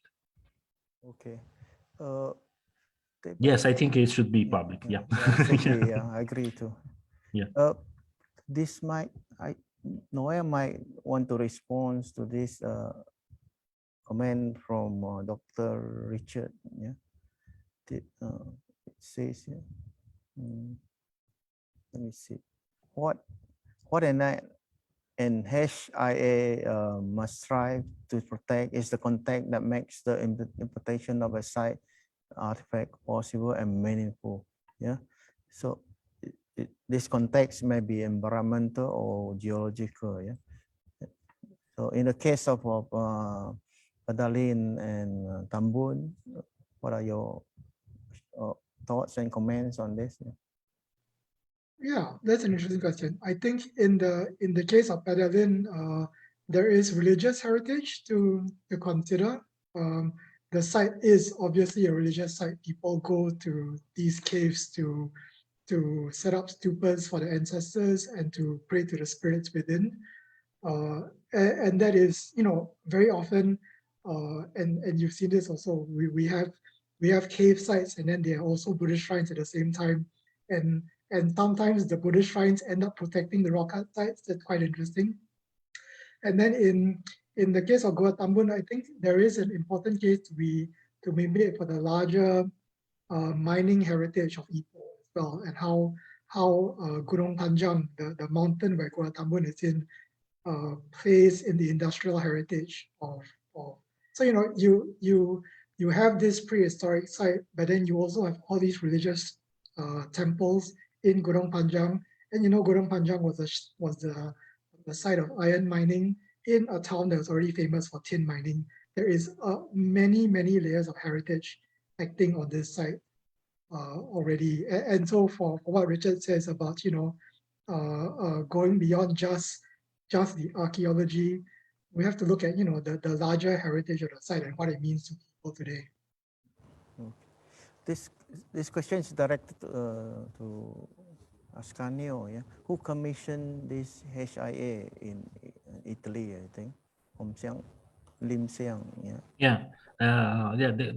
This HIA was commissioned directly from the local superintendency, so it's a public institution, the peripheral local institution from the ministry, and they commissioned this in order to have some tools to try to find ways to respond to this kind of development. So it's a public client. Another question from Noya. From Ryan, yeah.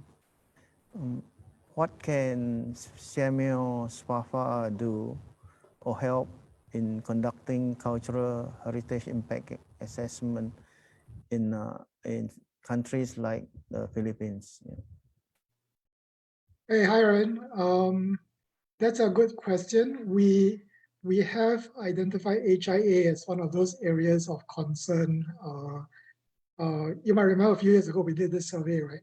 And yes, HIA was one of those things that people asked for, and we are looking to develop some sort of training. Without, we know forums like these are really useful to see the demand for it. Separately in Thailand, there's also something going on about a need for HIA because of the UTF project. And so we are looking to develop something in the future. As bureaucracies go, these take time, years to. Okay, another question for you, Noy, from Moy Chiba. I think prehistoric sites in South Asia should come together for collaboration, joint advocacy, or sharing our experiences. UNESCO has been trying, but not so successful. Any thoughts on this?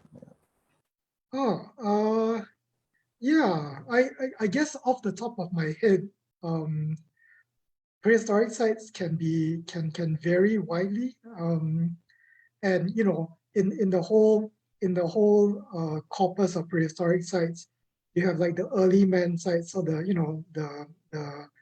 hominid species kind of sites. You have the rock art sites, which are different. You have the ancient Neolithic pottery sites or the iron smelting sites. It might be worth looking at if we're looking at a collaborative project or something that throughout the region can take part in.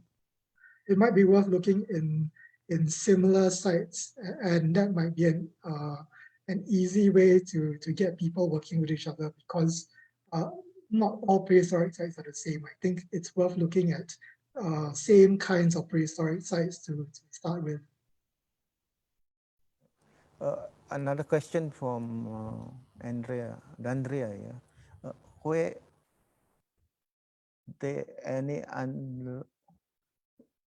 are there any underlying pressure by the developer of the proposed development to researcher during HIA process till the end?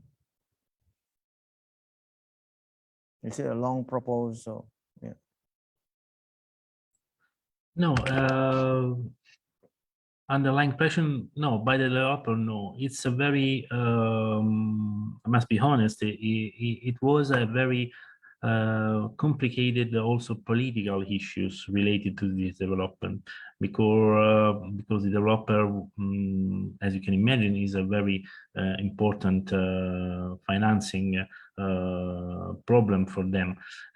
So there are a lot of problems from a political point of view, but I must be honest, we don't have any kind of pressure in this case.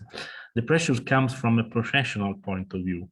I mean, that we have to consider also the consequence of this, what we are assessing, how we can reach to some results, because we can't close our eyes in facing the political situation. So we try to balance and to really try the effort. A lot of efforts was made from a legal point of view in order to find a framework inside the state party and private developer could deal in a good way balancing the problems. Yes. Okay. No more question. I think that's it for today. We end a bit earlier today. And finally, I would like to thank Jabatan Waris Negara for inviting me to moderate this session. I enjoy it immensely, and with all the sharing. And I'll hand over the floor to Ms. Moi Chiba. Yeah. Thank you very much, Dr. Cha Ming Soon, and also my heartfelt thanks to our two speakers, Noel and Ascanio D'Andrea. Thank you very much for efficiently managing the session so that we are 30 minutes ahead of the planned program. But since we still have one last day tomorrow, let's close this today's seminar and save the energy for tomorrow.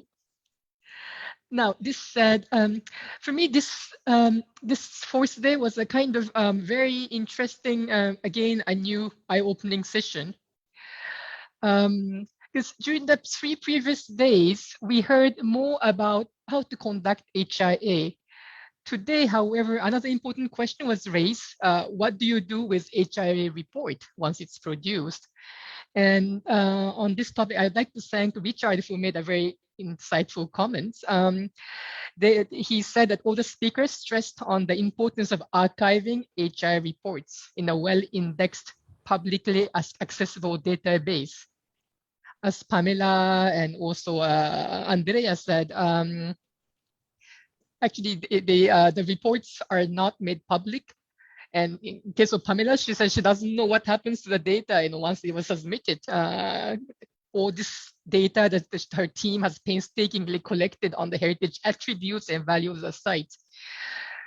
So how to make use of this produced HIA report in a meaningful manner, and that goes beyond the relationship between the commissioning organization HIA team, is something that is worthwhile thinking. Because as Richard in the comments rightly pointed out, the process of developing HIA study is actually a multi-stakeholder discussion and actually a very meaningful tool for public awareness raising. And then there was another important observation Richard made, and thank you once again for that, is that HIA at prehistoric or other archaeological site has to go beyond a narrow exercise of assessing the impact on attributes, understood narrowly only as the artifacts found at the site, such as stone tools, potteries, because in the case of archaeological sites, not everything is found. And it's important to keep those things unexcavated. So, and that what an HIA must strive to protect is a context that makes that interpretation of a site's artifacts possible and meaningful. That sounds like a very important recommendation emerging from this this seminar. And thank you very much for Richard for extracting and pointing this out to us. So, as we said, let's close this seminar 30 minutes ahead of time to keep our energy for the last day.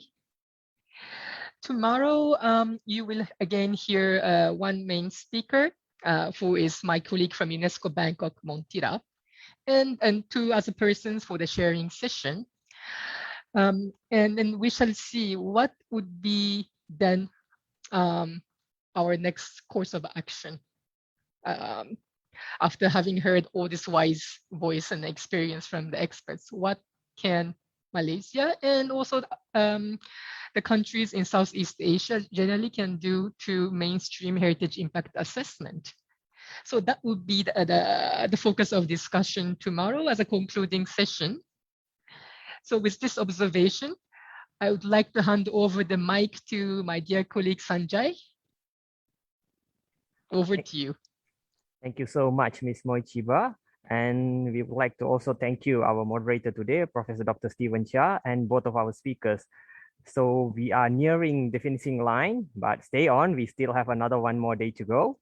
For tomorrow's session, as mentioned by Ms. Moichiba, we have 1 talk and 2 sharing session, and it will be followed out by the expert recommendation will be presented by Ms. Moichiba, which will conclude and summarize all the details that had been presented by our expert speakers. And tomorrow as well, we will hold our closing ceremony. The session tomorrow will begin at 3:30 p.m. Malaysia time, and please log in 30 minutes earlier. So that's all for today. We'll wrap it up today and see you all tomorrow. Bye.